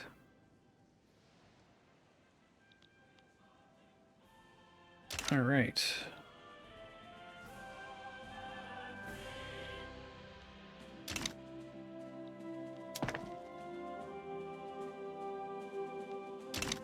The bar is the gold reserve. Okay. How do I do that? From here, minus on one of them. Like, what do I lose from doing that?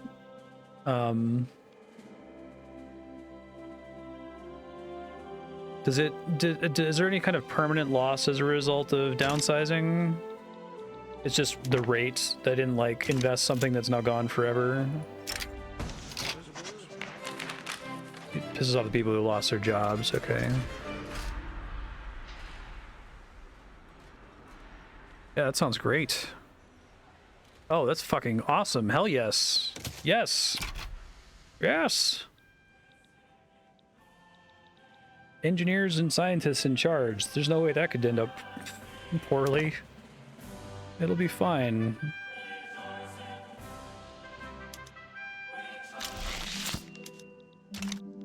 GDP has grown.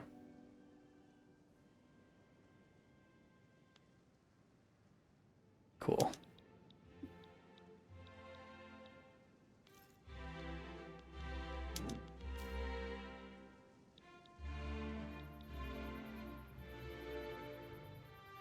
Okay, I've slowed the problem. Still trying to fix the engine shortage.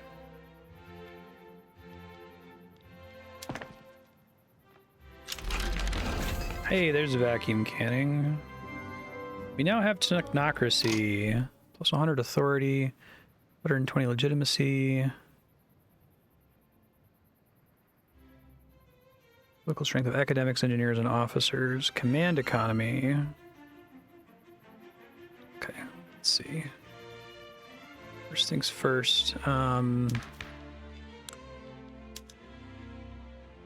74 is already as good as it's going to get. A lot of radicals. That's a lot of radicals. Radicals by interest group.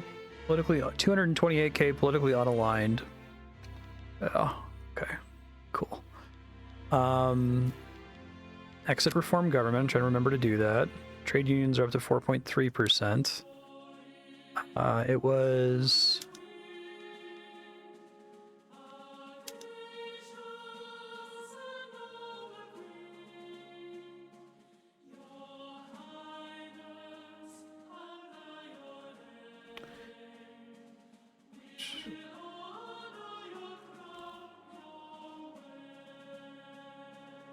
I'm just studying the options here. Need something else for this? Yeah. You have to invent central planning. So I'd have to invent central planning first. Okay.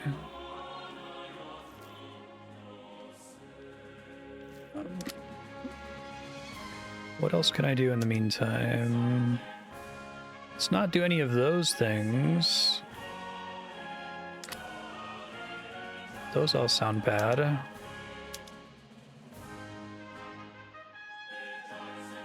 All pops in Sweden immediately reconsider their interest group support. So can total separation reduce the size of the clergy? Because there's some people who are pissed. Yeah. Interest group in government, political movement, and your ruler's ideology.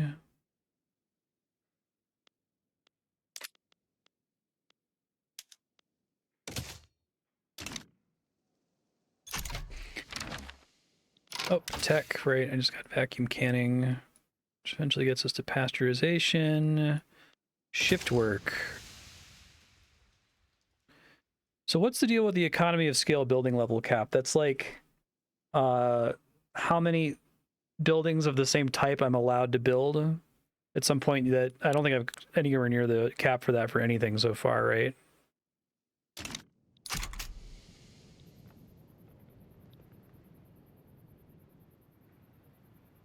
Oh, how much efficiency you can get.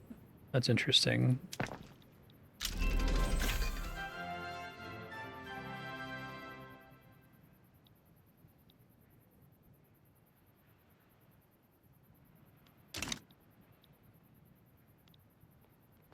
Hey, we got a slight surplus again. Oh, I missed it. Did it just run out of time, basically?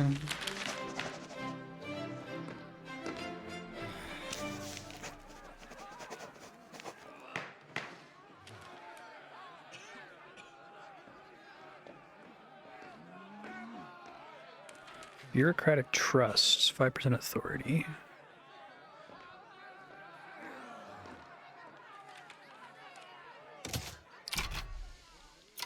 Okay.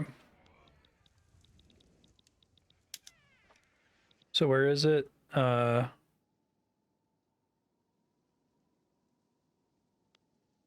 Trade agreement, I guess.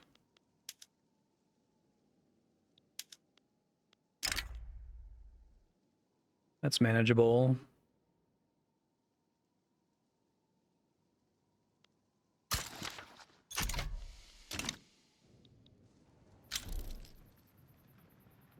What's the benefit of a trade agreement? Oh, eliminates bureaucracy. So I can just, if that's fucking great. Okay. That's cool. And now I can just check to see if there's anything on the list that's good. Oh, I feel like this game would do a better job of giving me an intuition for how things work in the real world than any amount of reading. That's interesting. Okay. Fish. Yeah. Why did this happen? This is why. I feel like Paradox is in a challenging situation though. Let me see if I can articulate this. Like you have the problem where society produced some outcome, right? And you want to make a game that says, okay, let's use math and game systems to explain how that outcome was produced. But you don't want to inadvertently imply that that's like the natural state of things, or that's the right way of things, or that's the inevitable state of things, if that makes sense. I think there's a similar thing we were talking about in Crusader Kings 2. There's a difference between the powerful commentary of saying, hey, this person who you want to elect to be the queen is amazing for the job, but she's being shot down because she's a woman, right? Saying like, yeah, that's the way it was, versus saying that's how it ought to be, right? So do we talk about this being a problem? Was it Europa Universalis, that it's like you want to like create systems that explain the domination of the West and the domination of Europe without saying that the domination of Europe was inevitable and correct? Anyway, it's an interesting thing to think about. I'm sure it's something they think about all the time. Can I just like check exports for everything to see if the UK is profitable, and if it is, go for it?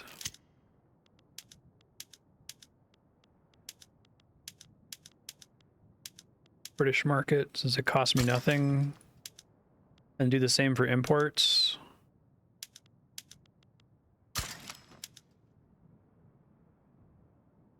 Oh, I thought that's what I'm doing here.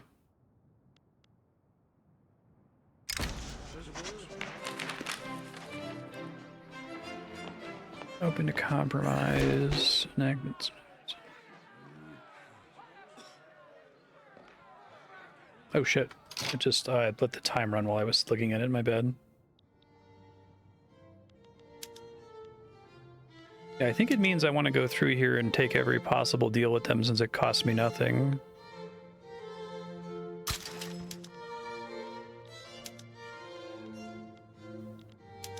Already sending them groceries.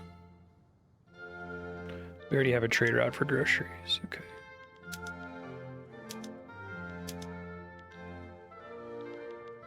Oh, it detects this for you and tries to do it so you don't have to come in here and micro it.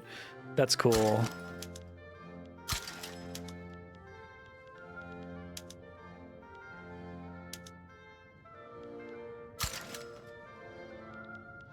Something I can try to pursue. Probably only as my relations with them improve, though.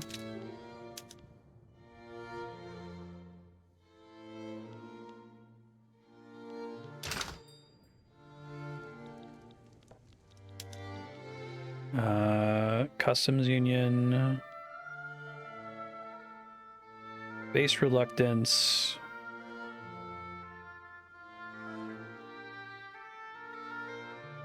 Okay. The base reluctance is a big deal.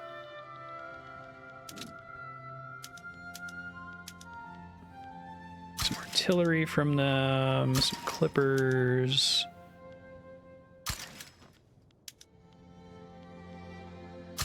Coal. I feel like this is also a pretty powerful statement here, what they're doing with trade. It's similar to the giant numbers from the railway, right? You're like, oh shit. Everybody wins.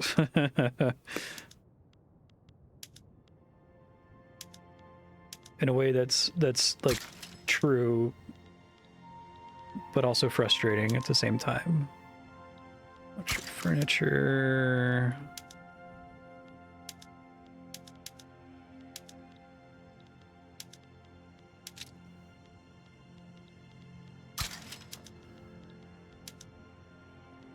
I didn't know that this game was so economy focused. I think that's a really cool idea.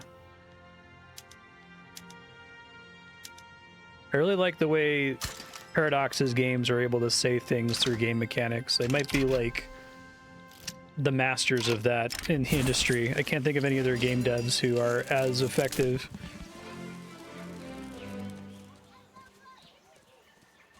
I need more ports. Okay, I'll do that in a second.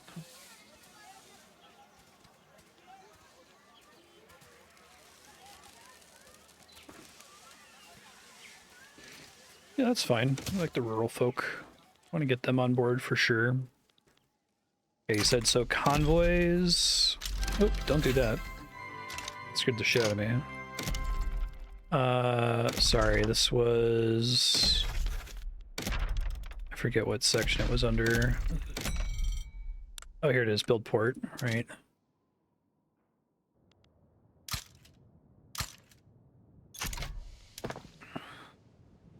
Almost got those motor industries.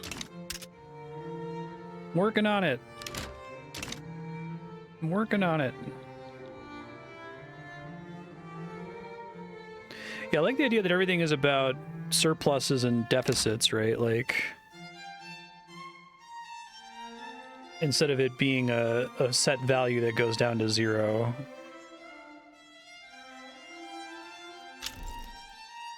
Oh, everybody just wants the same game over and over. I feel like the war games already exist, right?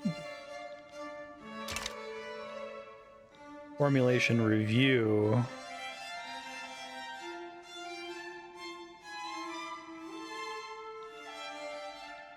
Yeah. I think this is like super fucking interesting. This is way more my style. I kind of was able to intuitively understand Crusader Kings a little bit better because it's just about, do people like each other, yes or no, and why not? That makes sense. But this is, I think this is more, I'm learning more from this game. We're getting a better intuition for things that I learned in Econ 101 but haven't thought about in a long time. Like, it was kind of just said, they're just like, you know, free trade is axiomatically good for everybody. It's win-win. I've got a sugar shortage, huh? Can I get any sugar? Try to make more of it. Oh, I sure can. Seems pretty profitable. The sugar shortage might get worse. Right, I wanted to do that vacuum canning. I went to all that trouble to make it and then forgot about it. So that's going to create a problem, right? Because it uses up something that I didn't have before.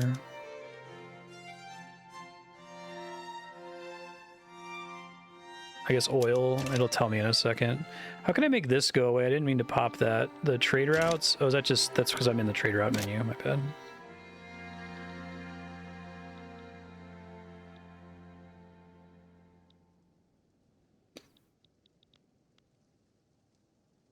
Next, censorship. Oh, the two groups who suck the most. I'm still suppressing them, right? All right, they're on the downtick. That's good. And I've got these closer to the middle, which seems good. And a market access problem that just went away. So, ways to improve market access: build ports, build railroads.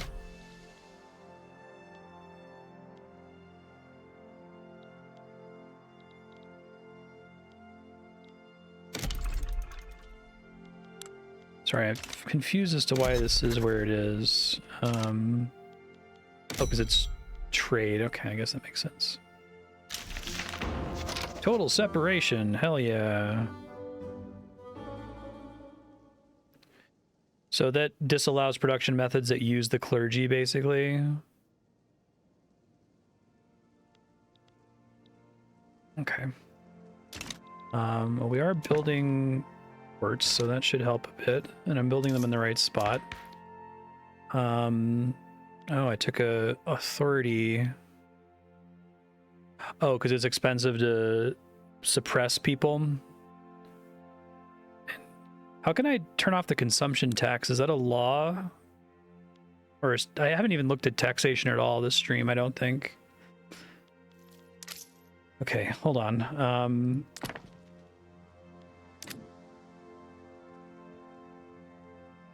Let me actually, I'm just gonna stop suppressing some of these guys because the church is already a small enough minority. They haven't been a problem in a while. Landowners are, what's their deal right now?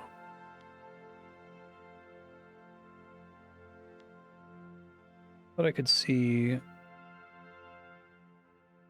neutral, unhappy. Stop suppressing. Get that back for now. Taxes are in the budget.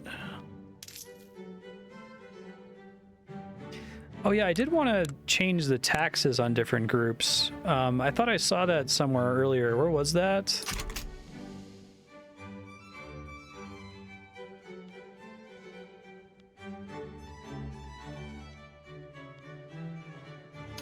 Consumption tax. Oh, I'd have to change tax law.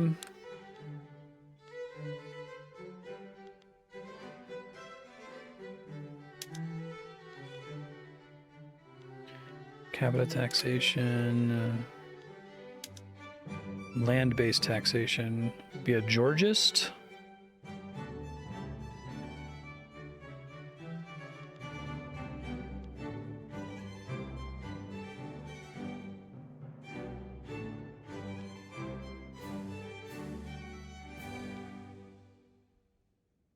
Yeah, let's get to the graduated tax. What do I need for this? To invent socialism. All right. Only change the overall rate or do consumption taxes. Okay.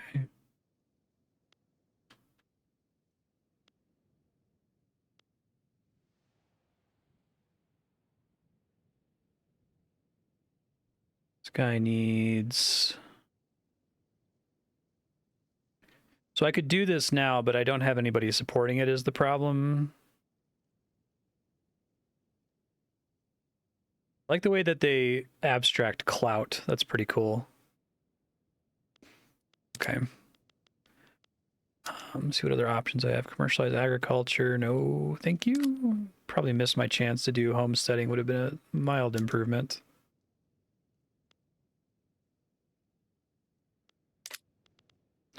That was one, yeah. Dedicated is better. What if I do no police? Landowners' political strength. Take penalties from turmoil.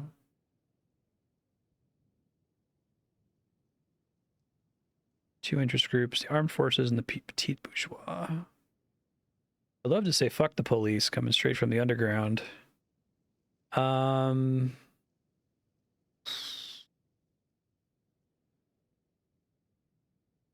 This only upsets landowners, though.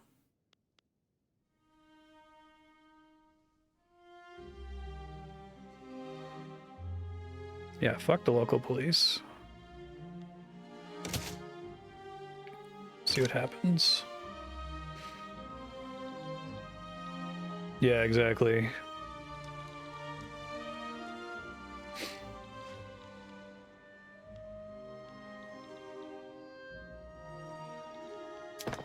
So building these ports.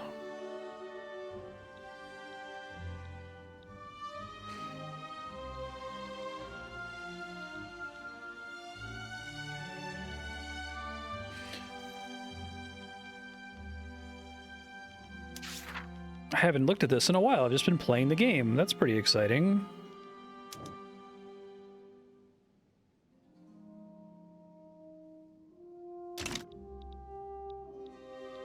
Yeah, that'd be good.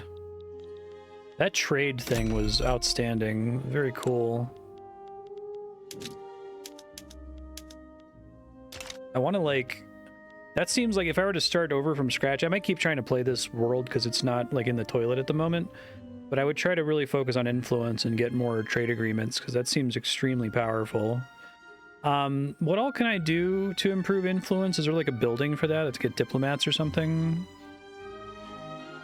I don't know, was it the engine factory primarily, or was it the trade?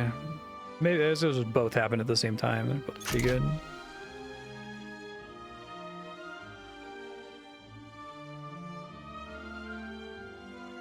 I like some of the bonuses for, like, getting the approval of different groups. That's cool. Having a higher GDP, that kind of a thing.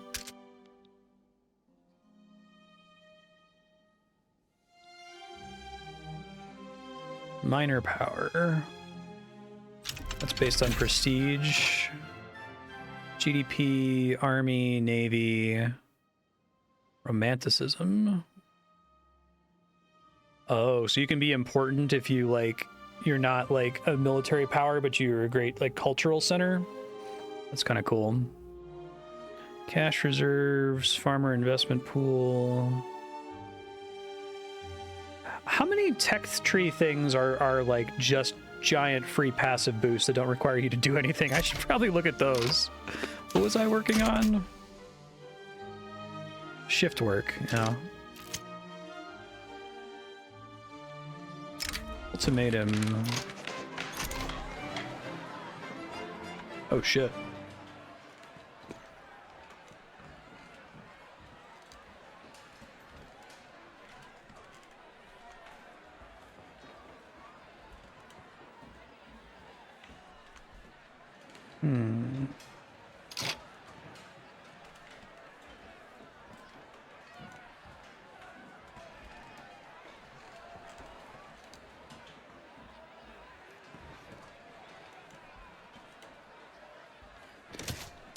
That one. Loan interest rate goes down. Huh.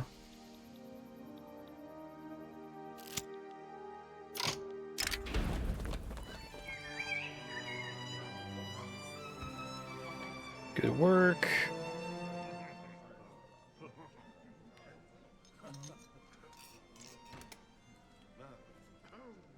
Yeah, keep it up, man. That's the guy who represents the rural folk, right? Okay. So this port's about to build. I can start looking at other things to work on.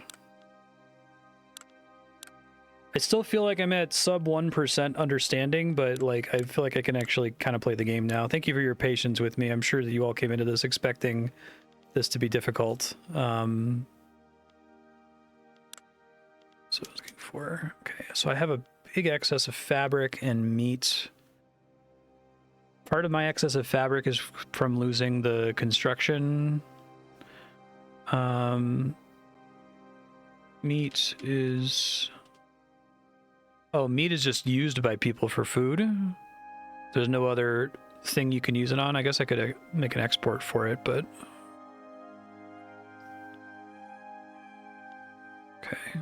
We want cheap meat. Probably want cheap groceries.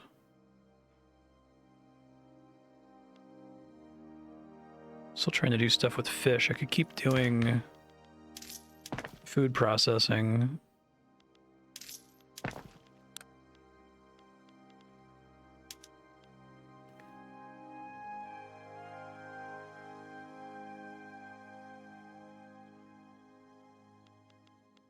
We still want groceries primarily.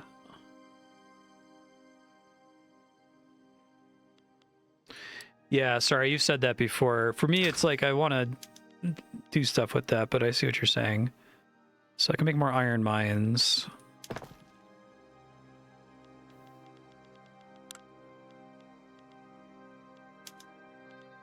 Engine pumps.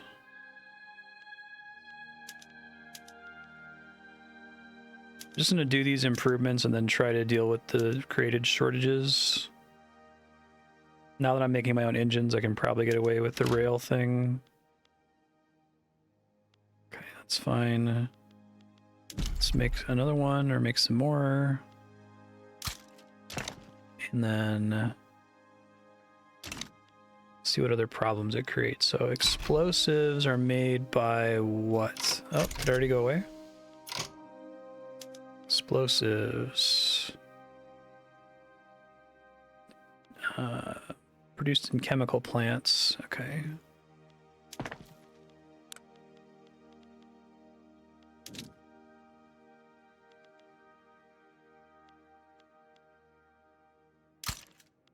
Now I'm in the same mistake of doing a bunch of things at once again.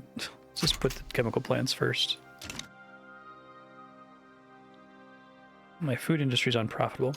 All right, we're at time. Future Marstead, I don't think I can give you notes that would be helpful. I think if a decent amount of time passes between episode 1 and episode 2, you're just going to have 30 minutes or so of getting your sea legs back.